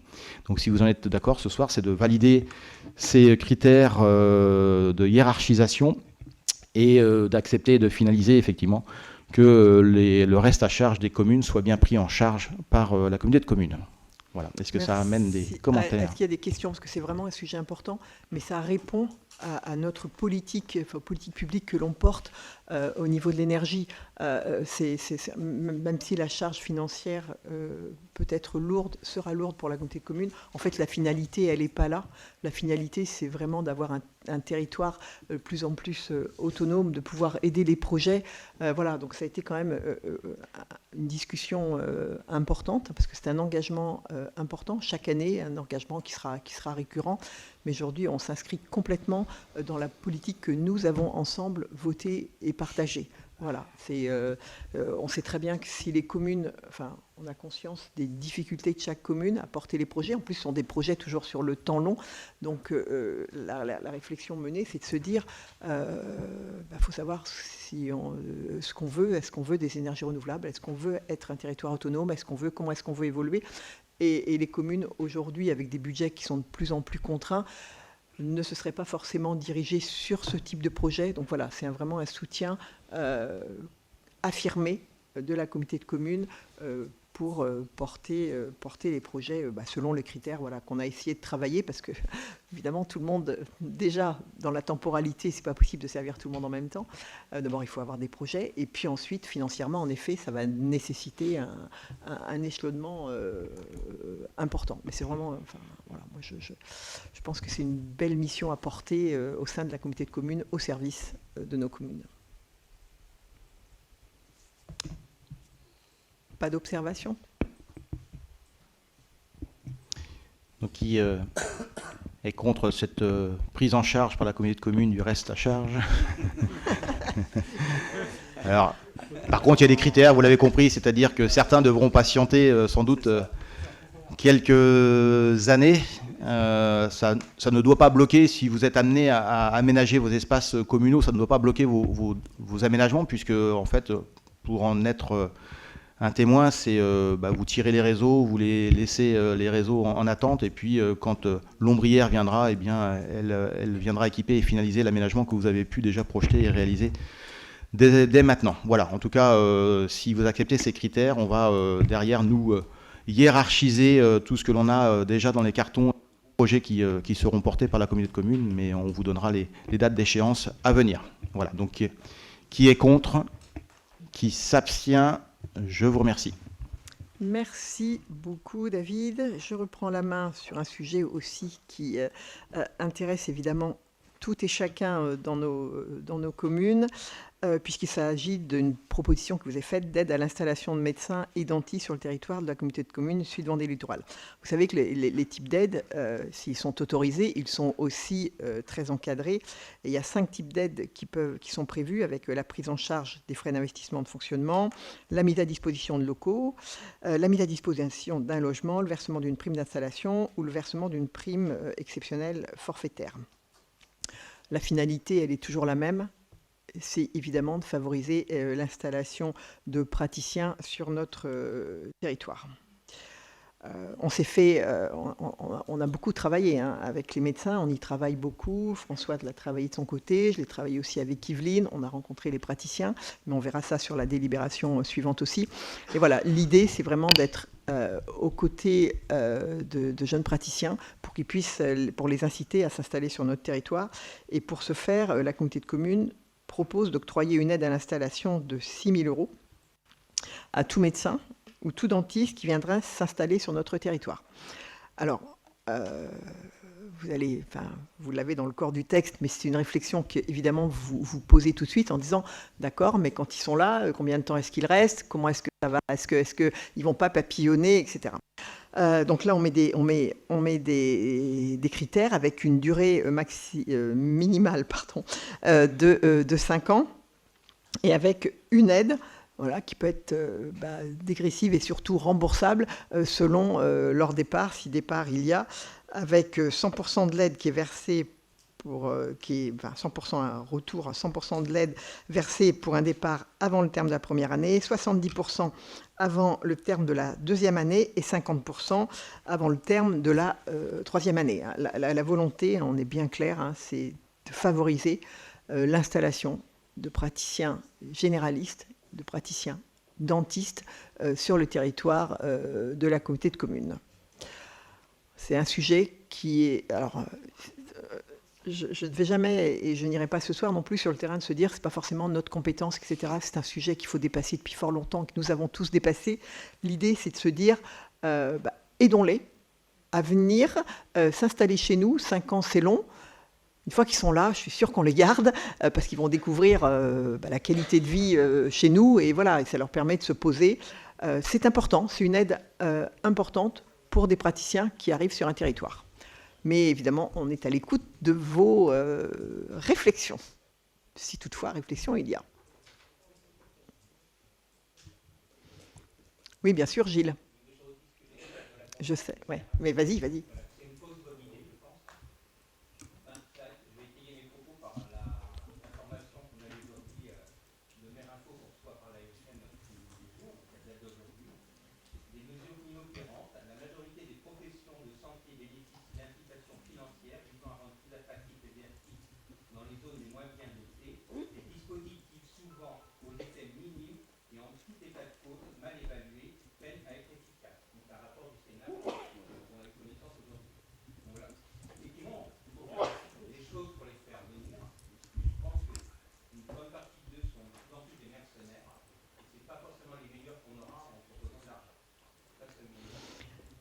C'est ça s'entend. De toute façon, ce que tu as dit, c'est factuel. C'est pas, voilà, c'est factuel. On essaie tous de faire beaucoup de choses sur les territoires. On est extrêmement attentifs. On a aussi une pression forte de la part des populations, de la part des associations aussi. On a fait un petit livre, on a fait un film, on essaie de leur donner les moyens d'installer. Tu as raison sur le fait qu'ils sont de plus en plus demandeurs. Mais là-dessus, je pense qu'on se rejoint tous. Mais je le porte et ce sera évidemment à votre discussion, notre responsabilité, elle est aussi de rassurer la population et de se doter d'outils. On n'en a pas 50 000, d'abord parce qu'initialement, c'est quand même pas notre compétence première, on n'a pas 50 000 outils et cette aide, elle peut les installer, elle les aider pour maintes et maintes choses. J'entends ta réflexion, tu l'avais déjà faite, elle est complètement, elle s'entend complètement.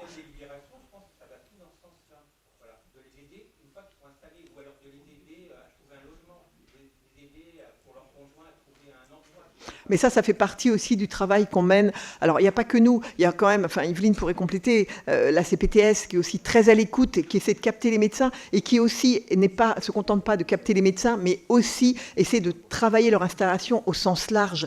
On a essayé des tas de leviers. On a aussi écouté les praticiens, on a aussi écouté nos collègues qui le pratiquent. Moi, je me permets de le dire, pour moi, le jeu en vaut la chandelle. Je tente, je ne pas rester inactif.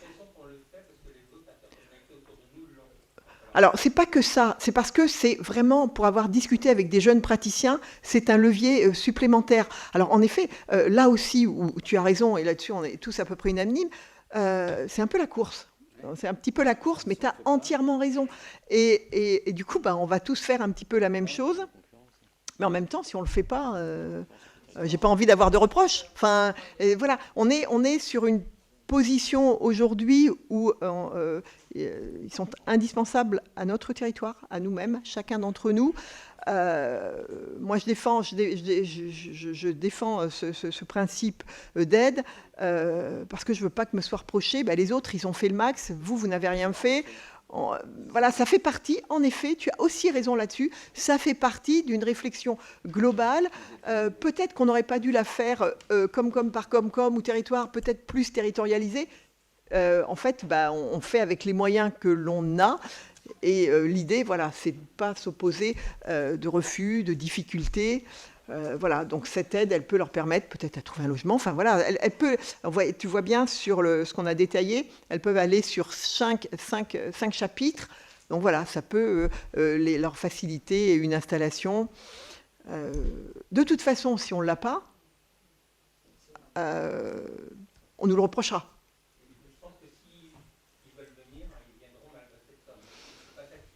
Mais peut-être. En fait, tous tes arguments sont complètement entendables. Il n'y a aucun... Enfin, je veux dire, tu as raison. Enfin, et en même temps, je vais quand même défendre cette aide en me disant, la Comcom, elle s'est donné tous les moyens, ou plutôt comme tout le monde. Enfin, voilà, on travaille, on les capte. Alors après, on a la chance d'avoir une maison médicale sur Luçon qui est extrêmement moteur.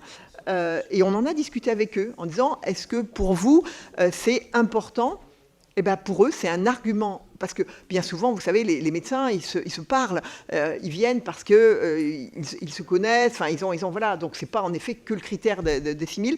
Mais quand on parle avec les praticiens de Luçon, particulièrement, parce que c'est plus avec eux que j'ai discuté, et on était avec Yveline, c'est de se dire, oui, nous, ça nous fait aussi un élément de plus dans les échanges que nous avons avec les praticiens. Alors, on parle des praticiens libéraux, mais les dentistes, on a un gros problème de dentistes à l'heure actuelle sur le territoire, avec beaucoup de départs. On en parle très peu, mais en fait, le désert médical sur les professions dentaires, il est énorme. Trouver un dentiste en urgence aujourd'hui, vous n'y arrivez pas. Donc voilà, en fait, tout ce que tu exprimes, je pense qu'on en a conscience, et en même temps, moi, j'ai envie de me dire... allez, la Comcom, elle a vraiment fait, elle a joué toutes ses cartes, quoi. Un médecin qui va être à 5 km d'une autre communauté de communes, il fera peut-être le choix d'aller sur l'autre, rien que pour 6 000 €, hein, parce que 6 000 €, c'est 6 000 €, hein, malheureusement. Hein. Enfin, c'est mon point de vue. C'est malheureux, mais c'est malheureux, mais c'est comme ça. Ouais. Est-ce qu'il y a d'autres observations ? Oui. Ouais. Ouais, si tu peux parler. Si je peux me permettre d'appuyer ce que tu as dit, Brigitte, puisqu'on travaille ensemble. Et réellement, on a concerté les médecins plus anciens de la MISP, parce qu'en fait, c'est pas qu'une décision d'élu, c'est on travaille avec eux, parce qu'en fait, si on travaille pas avec eux, on n'aura pas d'adhésion. Et réellement, quand la présidente a proposé ça, celui avec qui on travaille beaucoup a dit mais c'est une excellente idée, c'est un plus. Et malheureusement, oui, pour 6 000, ils sont capables de changer de communauté de communes. Donc c'est vrai que ça paraît peu, mais pour autant, ça les intéresse, quoi. Donc je crois qu'il faut qu'on joue ce jeu-là malgré tout, parce qu'en fait, sinon, ils iront ailleurs. Alors, on a la chance, ça va, on n'est pas trop en catastrophe, puisqu'on a la MSP qui est un moteur et qui, en plus, on en parle plus tard, joue le jeu de pouvoir compléter les autres cabinets annexes, et c'est tant mieux, mais parce qu'il y a aussi cette attractivité avec de l'argent. Donc, je crois qu'on n'a pas trop le choix, en fait. Hein. Est-ce qu'il y a d'autres observations ? Donc je mets aux voix. Y a-t-il des voix contre ? Des abstentions ? Pardon, excuse-moi.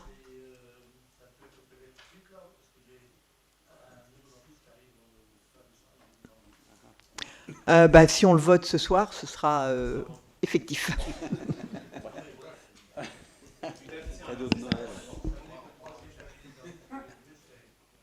D'accord, il faut regarder. Alors, je vais remettre aux voix. Y a-t-il des voix contre ? Des abstentions ? J'en avais 3 abstentions. D'accord. Merci beaucoup. Le point suivant, on reste toujours sur le volet médical, avec cette fois les consultations avancées dans les cabinets secondaires. Alors, là aussi, on en avait déjà parlé. On en a peut-être parlé un peu plus en conférence des maires qu'en conseil communautaire, puisque vous savez qu'on travaille avec les praticiens de Luçon, plus particulièrement avec un médecin qui est plutôt notre référent, pour pouvoir déployer des consultations dans des maisons, dans des cabinets médicaux qui sont vacants.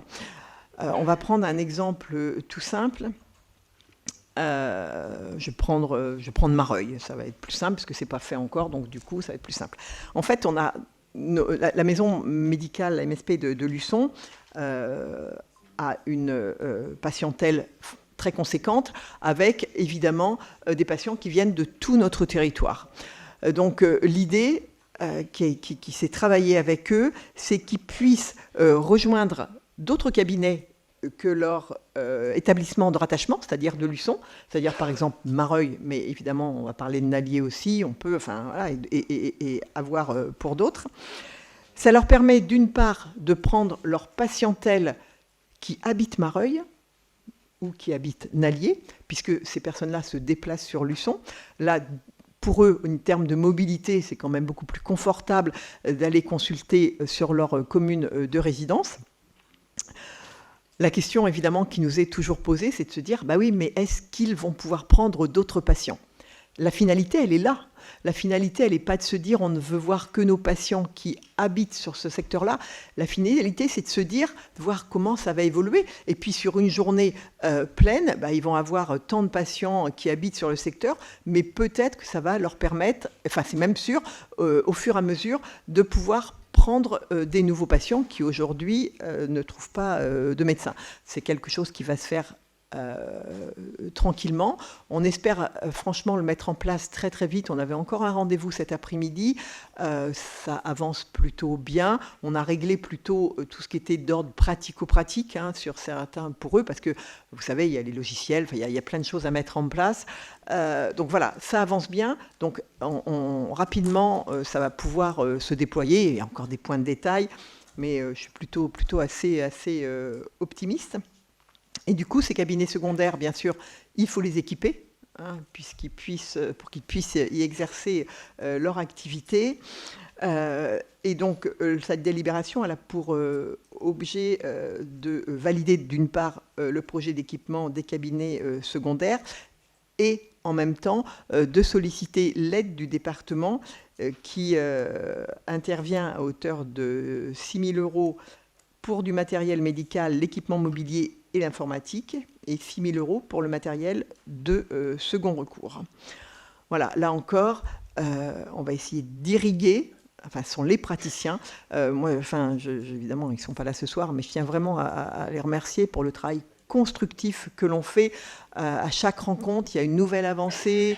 Voilà, donc il y a encore évidemment quelques freins sur certains sites, mais je vous assure que travailler avec eux, c'est vraiment que du bonheur, parce qu'il y a cette volonté d'y arriver, il y a cette volonté d'irriguer le territoire, il y a cette volonté de soulager nos populations, de les rassurer. Et chaque réunion avec eux, c'est une nouvelle avancée, c'est de se dire, on a eu une idée, peut-être qu'on pourrait aussi faire ci, faire ça. Enfin, voilà, donc moi je suis très très contente pour notre territoire.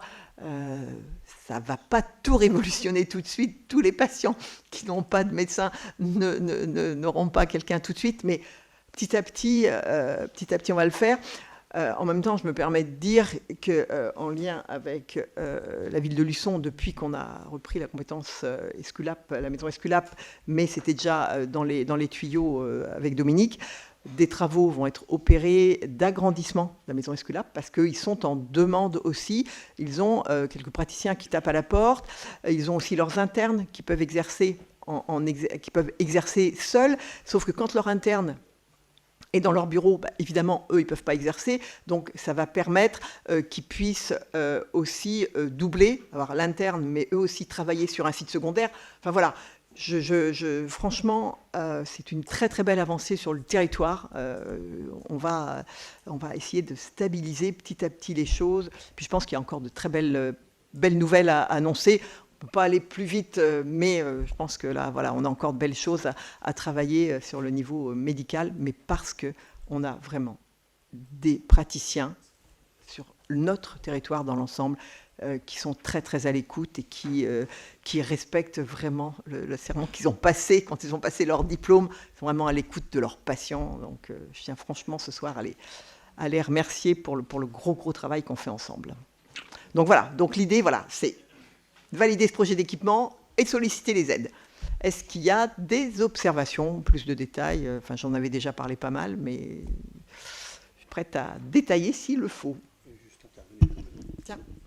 Oui, je voudrais juste déjà poser une question. Ces 6 000 €, c'est un coût complet ou c'est par cabinet? Non. C'est par médecin? D'accord. Non, parce qu'en en fait, c'est pas vraiment précisé. C'est marqué 6 000 €, mais donc ce serait par cabinet. D'accord.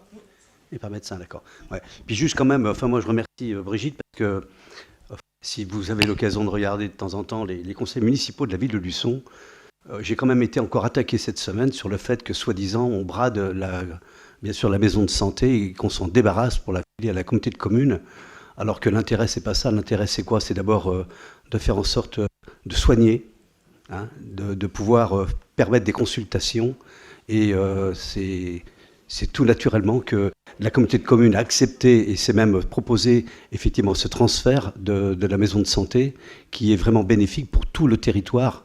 Mais c'est ça en fait la vraie philosophie de ce transfert de maison de santé. Moi ce que je voulais simplement rajouter, parce qu'il y a des fois des débats qui sont complètement stériles, mais voilà. C'est dommage que la personne ne soit pas là ce soir. Je peux les rassurer, le bâtiment n'est pas délocalisable. C'est ça. Voilà, il restera à Luçon, c'est important. Est-ce qu'il y a des observations? Dans ces cas-là, je mets aux voix. Y a-t-il des voix contre? Des abstentions?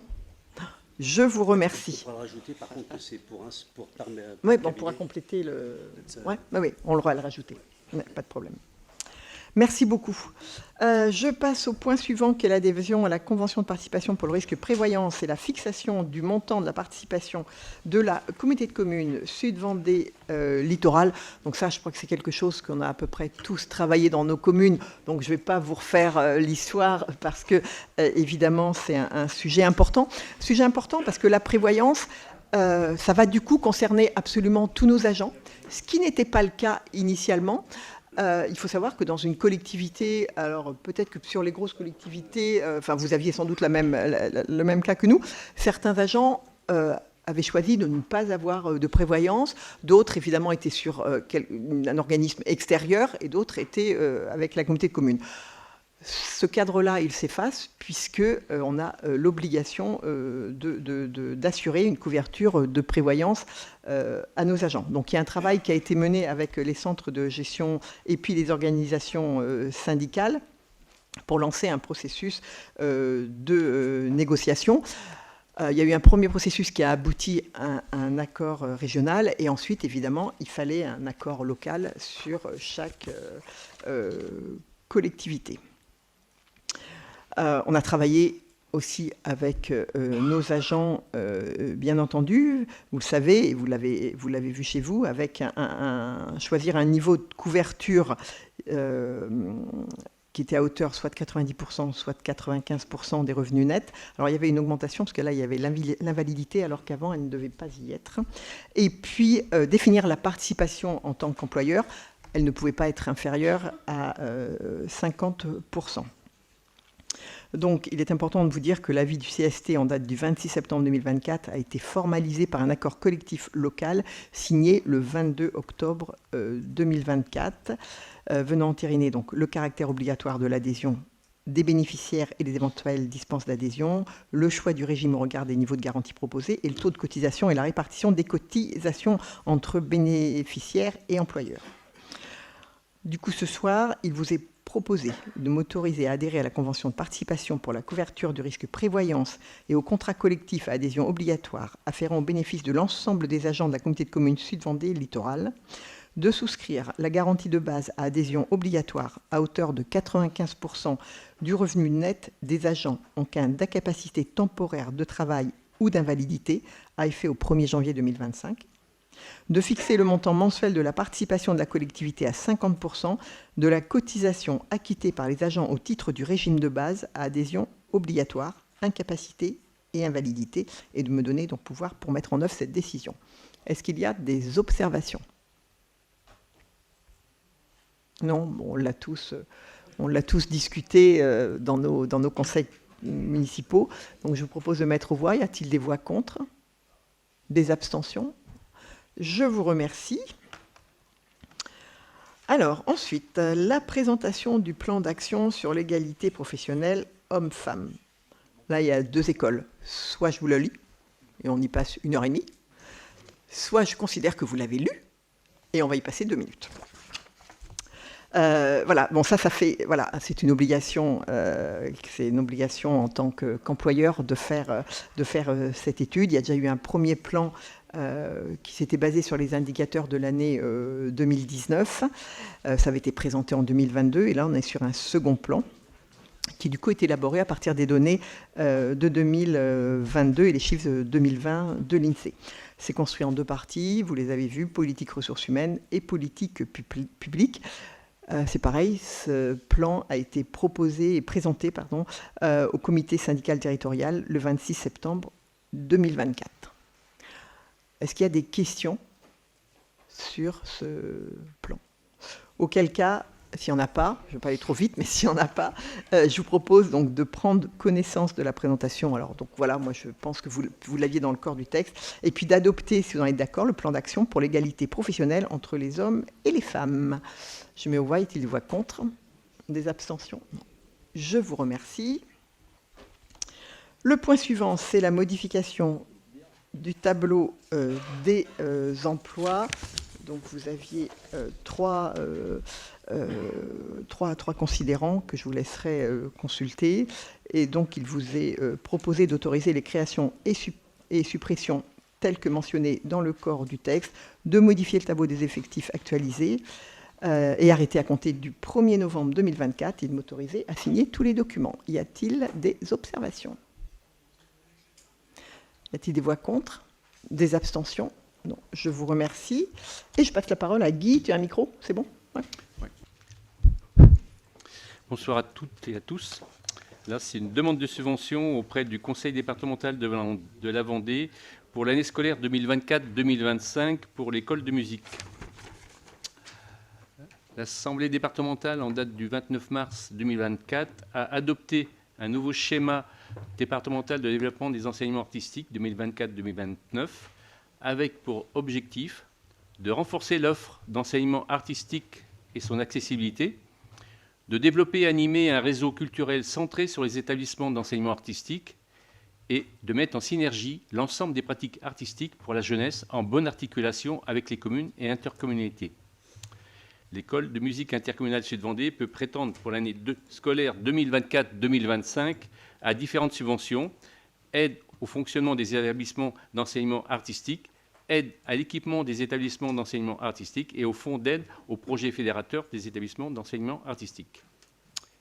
Est-ce qu'il y a des questions? Alors, on a des subventions tous les ans du département au niveau de l'école de musique, et là, il y a une nouvelle forme qui est réalisée par rapport à ce projet et sur les années 2024-2029.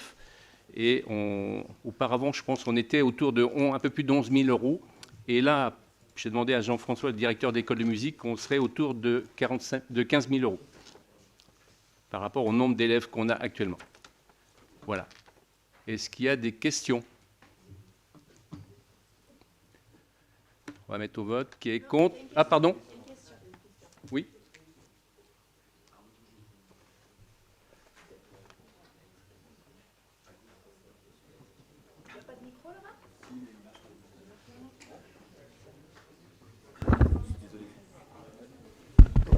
Ça marche super bien. Bonsoir à tout le monde. Juste une petite remarque. 2 petits Luçonnais ont fait la fierté de leur école musicale il n'y a pas si longtemps que ça, chez Nagui. Là. Il y a eu un message sur Facebook qui est passé. C'est super, génial. Moi, mes enfants ont arpenté l'école il y a plus de 10 ans maintenant. À l'époque, le bâtiment était très, très, très, très vieillissant. Les bâtiments, parce qu'il y a différents pôles au niveau de l'école de musique. Ma question est simple. Là, on a des aides. Est-ce que on avance un petit peu sur le futur d'une grande école, une vraie école avec des bâtiments qui pourraient recentrer un petit peu tout ça sur le son ou pas? Oui, Arnaud, on avance. Enfin, on avance. Alors, en fait, on a bien évoqué le fait qu'il fallait un pôle culturel sur Luçon. Aujourd'hui, il faut dimensionner. Il y a eu plusieurs écoles, c'est de se dire faire une école dans un site, rester la médiathèque au même endroit, etc. Et autrement, une réflexion de se dire un vrai pôle culturel, c'est de se dire de regrouper ce qui est culturel sur un même site. Donc c'est une réflexion. Aujourd'hui, on est plutôt sur une analyse de besoins. Quelles sont les surfaces nécessaires? Comment est-ce qu'on va pouvoir arbitrer? On sait très bien que sur ce mandat-là, ce n'est pas quelque chose d'opérationnel, on ne pourra pas le lancer. Par contre, ça n'empêche pas d'avoir amorcé les choses, d'avoir travaillé pour savoir quels sont les réels besoins, et puis d'identifier des sites, de commencer à travailler sur des sites, sans arrêter les choses, sans se projeter, mais l'identification des besoins va nous permettre déjà de s'orienter. Inévitablement, faut qu'on ait, c'est la même question que pour chaque équipement qu'on le fait. Les professeurs, les élèves, etc., le bruit, les nuisances, les stationnements. Donc voilà, donc c'est sûr que c'est quelque chose qui est toujours en réflexion. Enfin, c'est vraiment quelque chose qui est travaillé. Et ce qu'il faut savoir aussi au niveau de l'école de musique, alors bien sûr, c'est pas sur Luçon, mais là, on a revu aussi toute l'école de musique et les bâtiments aussi sur Chailly-les-Marais. Voilà, il y a eu des travaux de fait durant l'été et qui ont pu être ouverts pour la saison à partir de septembre. Et là, ça fait depuis quelques années qu'on essaye de travailler pour essayer d'inventorier un petit peu quels sont les besoins, les surfaces, comme le disait Brigitte. Et bien sûr, ce qui est intéressant, enfin, ce qu'on souhaite, c'est regrouper la médiathèque et l'école de musique, parce qu'on aurait aussi du gain au niveau, notamment ce qui concerne l'accueil. Si on regarde ça, ça permettrait d'avoir un seul accueil. Et voilà, et des personnes qui viennent à l'école de musique, si les parents sont là, ça peut aussi, en attendant, aller à la médiathèque. Enfin, voilà, on a toute une réflexion qui est en cours, mais qui est plutôt dans la réflexion aujourd'hui pour le prochain mandat. Mais l'intérêt de mutualiser, c'est mutualiser les espaces pour certains espaces, mutualiser les parkings, parce qu'on sait aujourd'hui que le foncier, c'est important. Enfin, voilà. Mais ça avance, on y travaille. Alors, peut-être pas aussi vite que tu le souhaiterais, mais c'est vraiment une préoccupation, c'est vraiment un sujet important, parce que on sait très bien, on est tout à fait conscient qu'aujourd'hui, être éclaté sur plusieurs sites, c'est pas confortable, c'est onéreux. Et puis en effet, comme tu le dis, hein, les infrastructures, on essaie d'y apporter le mieux du mieux, mais c'est pas satisfaisant. Alors juste en aparté, en effet, sur Chailly-les-Marais, je te remercie, on a vraiment travaillé dans un bon état d'esprit et en bonne intelligence pour régler un problème là aussi, parce que là on avait un partage au niveau entre de l'administratif, de la musique, ça va pas du tout. Donc vraiment avec Antoine, on a vraiment bien travaillé. Et sur Luçon, c'est important aussi que cette réflexion, elle se poursuit, et je t'assure que c'est vraiment pas un sujet qui est mis dans les oubliettes, loin s'en faut. En plus, c'est un sujet qui me tient vraiment à cœur. Alors, je veux juste rajouter, on a la fâcheuse habitude à Luçon de voir des bâtiments tomber. Moi, je veux bien qu'on attende encore quelques années, mais voilà, les bâtiments sont vraiment très vieillissants. J'entends que vous êtes en réflexion depuis quelques années. Le plus tôt sera le mieux, ça coûte de l'argent, c'est sûr, mais je pense que c'est un investissement. Non, mais ça sera, c'est vraiment. Bon, on en a déjà discuté, j'ai déjà posé la question à plusieurs reprises. Ça ne sera pas ce mandat-là, peut-être, mais le plus tôt sera vraiment le mieux. Moi, je et pour nous, et pour les enfants, et pour les enseignants. Non, mais Arnaud, moi, je te rejoins complètement là-dessus. Le plus tôt sera le mieux, dès qu'on va pouvoir avancer. Mais là, je te rejoins complètement là-dessus. Il n'y a pas de sujet. Ok. Voilà. Tu l'as fait voter ou pas? D'autres questions? Là, on va proposer le vote pour le 41e point. Qui est contre? Qui s'abstient? Je vous remercie. Merci beaucoup, Guy. Est-ce qu'il y a des questions avant que je ne prenne la parole pour autre chose, évidemment? Enfin, évidemment, c'est pas évident, je ne suis pas obligée de parler, en fait. Bon, voilà, juste... vous n'êtes pas sans savoir, évidemment, que c'est, en tant que présidente, mon dernier conseil communautaire. Je remettrai mon courrier pour la fin de... Alors, c'est pas une fin de mandat, hein, c'est une fin de mission, enfin, c'est un peu plus compliqué. Mais du coup, avant le 21 novembre, enfin, à la date du 21 novembre, officiellement, je ne serai plus présidente de la communauté de communes. Donc, je vais en profiter ce soir, je vais essayer d'être brève, et pas être trop dans l'émotion, mais c'est toujours un peu difficile. Mais je promets que je ne vais pas être très longue. Évidemment, quelques remerciements, et puis aussi, évidemment, quelques souhaits, donc c'est important de les exprimer. La première chose, c'est évidemment les remerciements, et mes premiers remerciements, ils iront vers nos agents, vers M. Perrin, tout d'abord, pour le travail qu'on a pu faire depuis qu'il est avec nous, un travail de confiance. C'est important, parce qu'on le dit toujours, et vous l'avez vu dans la presse, hein, cette relation de confiance, elle est primordiale pour que, on le voit toujours, hein, pour que les projets avancent, et puis aussi pour le travail qu'il a fait en interne au sein de la communauté de communes. Et puis Stéphanie, hein, qui est là, je ne peux pas évidemment ne pas la citer, parce que Stéphanie, je dirais presque, elle connaît toutes mes habitudes, donc vraiment aux petits soins pour que ça se passe bien, pour anticiper, prévenir quand je suis en retard, etc. Voilà. Donc merci déjà particulièrement à vous deux, mais pas que, évidemment, tous les agents. On a la chance, et je pèse mes mots, d'avoir des agents de grande qualité. Ils mettent en musique les politiques publiques que nous portons, que nous décidons. Ils sont à notre écoute. Moi, je me suis toujours attachée, dans la mesure du possible, hein, c'est jamais très simple, de les connaître individuellement. Alors, quand je vais dire ça, il y en a qui vont me dire, non, elle, on ne l'a jamais vue. C'est certain, je ne les ai pas forcément tous vus, mais j'ai toujours essayé d'être le plus proche d'eux. Et je peux vous assurer que voilà, nous avons énormément de chance d'avoir des agents, quel que soit leur travail, qui sont au service de la collectivité. Et puis, évidemment, les remerciements, ils sont importants vers vous. Alors, je voulais préparer des choses, puis en fait, je n'ai pas réussi, donc ça va sortir comme ça. Ils sont évidemment pour vous. Vous m'avez donné votre confiance en 2017, renouvelé ensuite. Et moi, je vous remercie pour tout le travail qu'on a fait avec beaucoup de bienveillance. Nous ne sommes pas forcément tous d'accord, et heureusement, parce que la pensée unique n'existe pas, mais nous avons réussi à construire notre territoire, à le faire avancer, à avoir de très très beaux projets, en s'écoutant. Moi, j'ai entendu, et j'entends encore certaines de vos réflexions. C'est pas facile quand on est une assemblée comme on est devant, de pouvoir participer. Tous ne peuvent pas participer à tous nos débats. Je l'entends, c'est difficile. Il y a certainement des choses à retravailler, et je pense qu'il faut s'entendre, il faut en prendre conscience. Mais on avait un objectif important, c'était aussi de réussir. Rappelez-vous, on nous a tellement dit que cette communauté de communes, on n'y arriverait pas, que vous étiez trop nombreux, que ce serait qu'on allait dans le mur. Eh bien non, merci à vous, parce que c'est grâce à vous qu'on n'est pas allé dans le mur, et puis qu'on a un superbe territoire.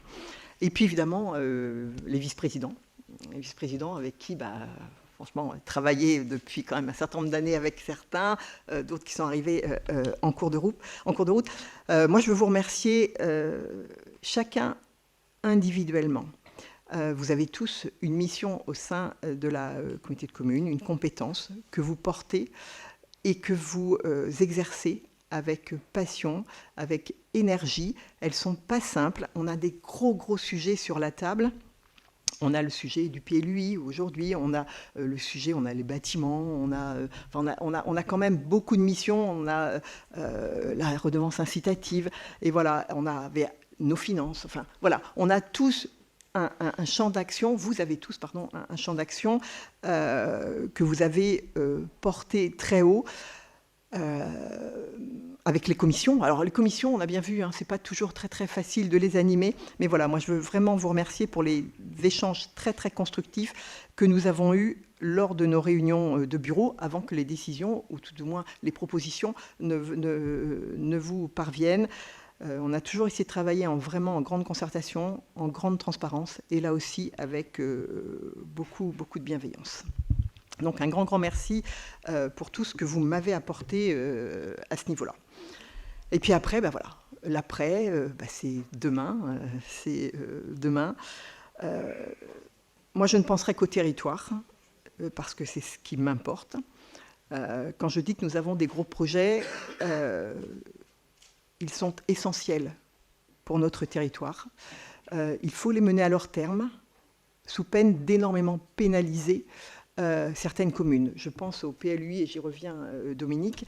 Par exemple, si ce PLUI n'aboutit pas, certaines communes, notre collègue en face, vont se retrouver au RNU, enfin son RNU, et alors là, qui est des points liés. Donc voilà, moi, évidemment, chacun fera ce qui est bon lui semble, mais soyons vigilants, soyons attentifs au développement de notre territoire, une stabilité dans la conduite de nos dossiers. Pas être plus longue, juste vous dire que voilà, moi j'ai passé de superbes années, mais que je ne suis pas partie complètement. Je me permets de vous dire que c'est présomptueux, mais ça sort comme ça, quoi. D'abord, je suis heureuse d'être au Sénat et je coupe court à certaines réflexions. Je suis très heureuse, j'assume complètement. Je remercie franchement Bruno Retailleau pour la confiance qu'il m'a accordée depuis de nombreuses années. Donc je découvre une maison magique, sincèrement. Alors, difficile d'en dire beaucoup plus parce que je suis quand même très très nouvelle. Hein. Bruno Retailleau m'a dit gentiment, encore il y a 15 jours, il m'a dit « Bon, écoute, honnêtement, pour vraiment bien maîtriser et être à l'aise, c'est 1 an. »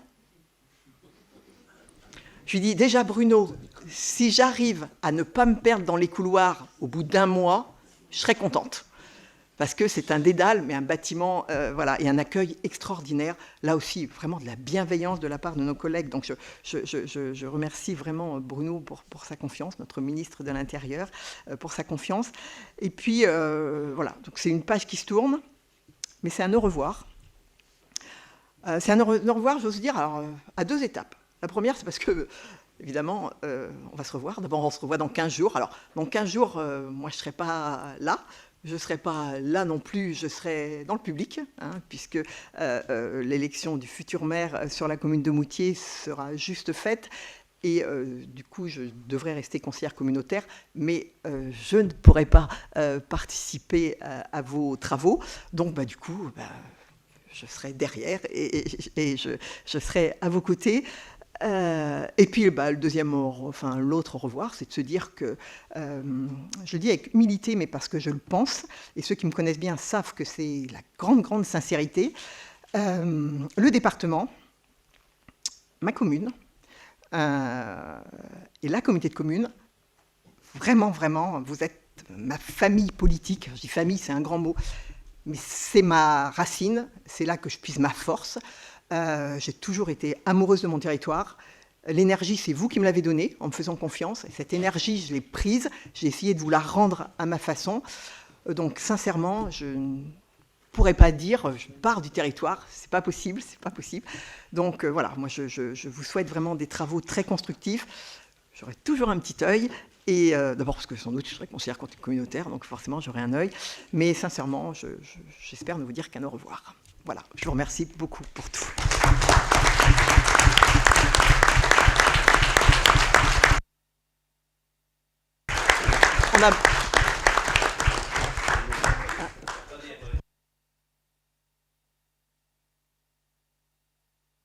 Ah, ça y est, c'est fait. Madame la Présidente. Ah elle est partie au Sénat déjà là. Madame la Présidente, je suis chargé au nom de la communauté de communes de vous faire pas un discours, puisque vous avez piqué les 3/4 des choses que je voulais dire. Bon, mais je veux dire qu'en 2017, lorsque nous avons fusionné à 4 intercommunalités, vous avez exigé, on peut dire, que toutes les intercommunalités soient représentées par au moins 3 vice-présidents, et c'est ce qui a perduré après en 2020, et ça, je vous en suis reconnaissant. reconnaissant parce que c'est la vie du territoire. Et donc, on a intérêt à aller toujours dans ce sens-là. Non pas 15 d'un côté, de l'autre. Il faut qu'on travaille en équipe. Et pour travailler en équipe, il faut qu'il y ait au moins le territoire qui remonte jusqu'au bureau. Parce que c'est au bureau que se décident beaucoup de choses. Alors moi qui suis, vous connaissez, je ne suis pas retailleau-phile, puisque vous avez parlé de retailleau. Voilà, donc vous le savez, mais je voudrais quand même vous dire quelque chose. Je suis un vieux de la vieille, j'ai 80 ans, vous le savez, et j'ai fait la politique, je connais depuis très longtemps. J'en ai fait à Paris, j'en ai fait un peu partout, enfin bref. Mais j'ai apprécié qu'au bureau, qu'on puisse au moins échanger. Et vous avez toujours écouté les oppositions, et vous avez des fois repris des propositions de l'opposition. Pas beaucoup, mais vous en avez reprises. Et l'avantage, on se parle, hein, puisqu'au bout de 7 ans, c'est une histoire d'amour qui va s'arrêter. Hein. 7 ans, faut couper ici. Non, mais c'est la vérité. On dit qu'un amour peut durer après 7 ans. Ben là, vous nous quittez, mais je pense que vous allez revenir rapidement. Mais ça, on ne sait pas. Et on sera bien sûr, on sera satisfait de vous accueillir et recommencer à faire ce que vous avez fait. Non, mais pour être sérieux, au bureau, parce que des fois, ça ne transpire pas dans les délibérations qu'on fait, mais il y a beaucoup de discussions. Et après, il y a un vote, et c'est la majorité qui l'emporte, et on a toujours joué le jeu, et tout le monde a joué le jeu, et c'est qu'il faut que ça continue. Il faut que ça soit dans cet esprit-là qu'il faut que la continuité perdure. Il reste 1 an et quelques mois, puisque je crois qu'il va y avoir 3 mois de plus, d'après... Non, c'est acté, c'est terminé, bon, on partira en vacances plus tôt, alors. C'est une retraite. On partira en vacances plus tôt. Donc je voudrais quand même vous remercier. Vous remercier parce que vous avez... le territoire a été développé, vous avez tenu compte de tout ce qui a été dit, et votre présence aussi, parce que vous êtes présente dans les communes. Vous venez quand on vous demande, et vous venez aussi lorsqu'on ne vous demande pas. Vous venez balader. Ah, voilà. Donc, on apprécie quand même le travail que vous avez effectué. Franchement, moi qui suis plutôt dans l'opposition... Si, tout le monde le sait. Je pense qu'on a trouvé des points de convergence. Et pour qui ? Pourquoi ? Pour l'intérêt général. C'est tout simple. C'est l'intérêt général qui doit primer sur tout ce qu'on fait. Le reste, ceux qui veulent faire de la politique ou autre chose, ça c'est à part. Ça. Mais dans l'intérêt général, lorsqu'on prend des décisions, c'est pour tous. C'est pas pour un clan ou un autre, c'est pour tous. Et pour ça, je vais vous remercier. Mais je vais vous remercier aussi. Je regarde de temps en temps le Sénat. Je vois qu'il s'est rajeuni, le Sénat, donc il s'est rajeuni, mais bien souvent, l'image du Sénat, c'est de voir des grands-pères qui dorment dans un coin. Non, mais c'est la vérité, hein, c'est comme ça que c'est dit, le Sénat. Hein. Le Sénat, avant, c'était des personnes qui avaient 70 ans, qui venaient dormir. Alors nous, l'idée... bien souvent, on voit des sénateurs qui dorment. Alors l'idée, si vous voulez, pour vous empêcher de dormir, c'est que... Et je pense que vous ne dormirez pas, parce qu'il y a beaucoup de travail au Sénat, mais il y a des livres qui vont vous intéresser. Elle dit pas que c'est ça. Si, elle le sait. Elle le sait. Donc, quand vous serez au Sénat, si de temps en temps vous pouvez sortir un petit livre pour nous faire coucou, la voilà, n'hésitez pas. Voilà, coucou, la voilà. On sait que notre petit sac de la Comcom. Et alors, le petit sac de la Comcom, au cas où vous n'en êtes, je ne sais pas arriver jusqu'à vous, il y a le petit sac de la Comcom, là, Sud Vendée Littoral. Voilà. Donc, je vais vous le remettre. Et pour une fois, je vais vous embrasser.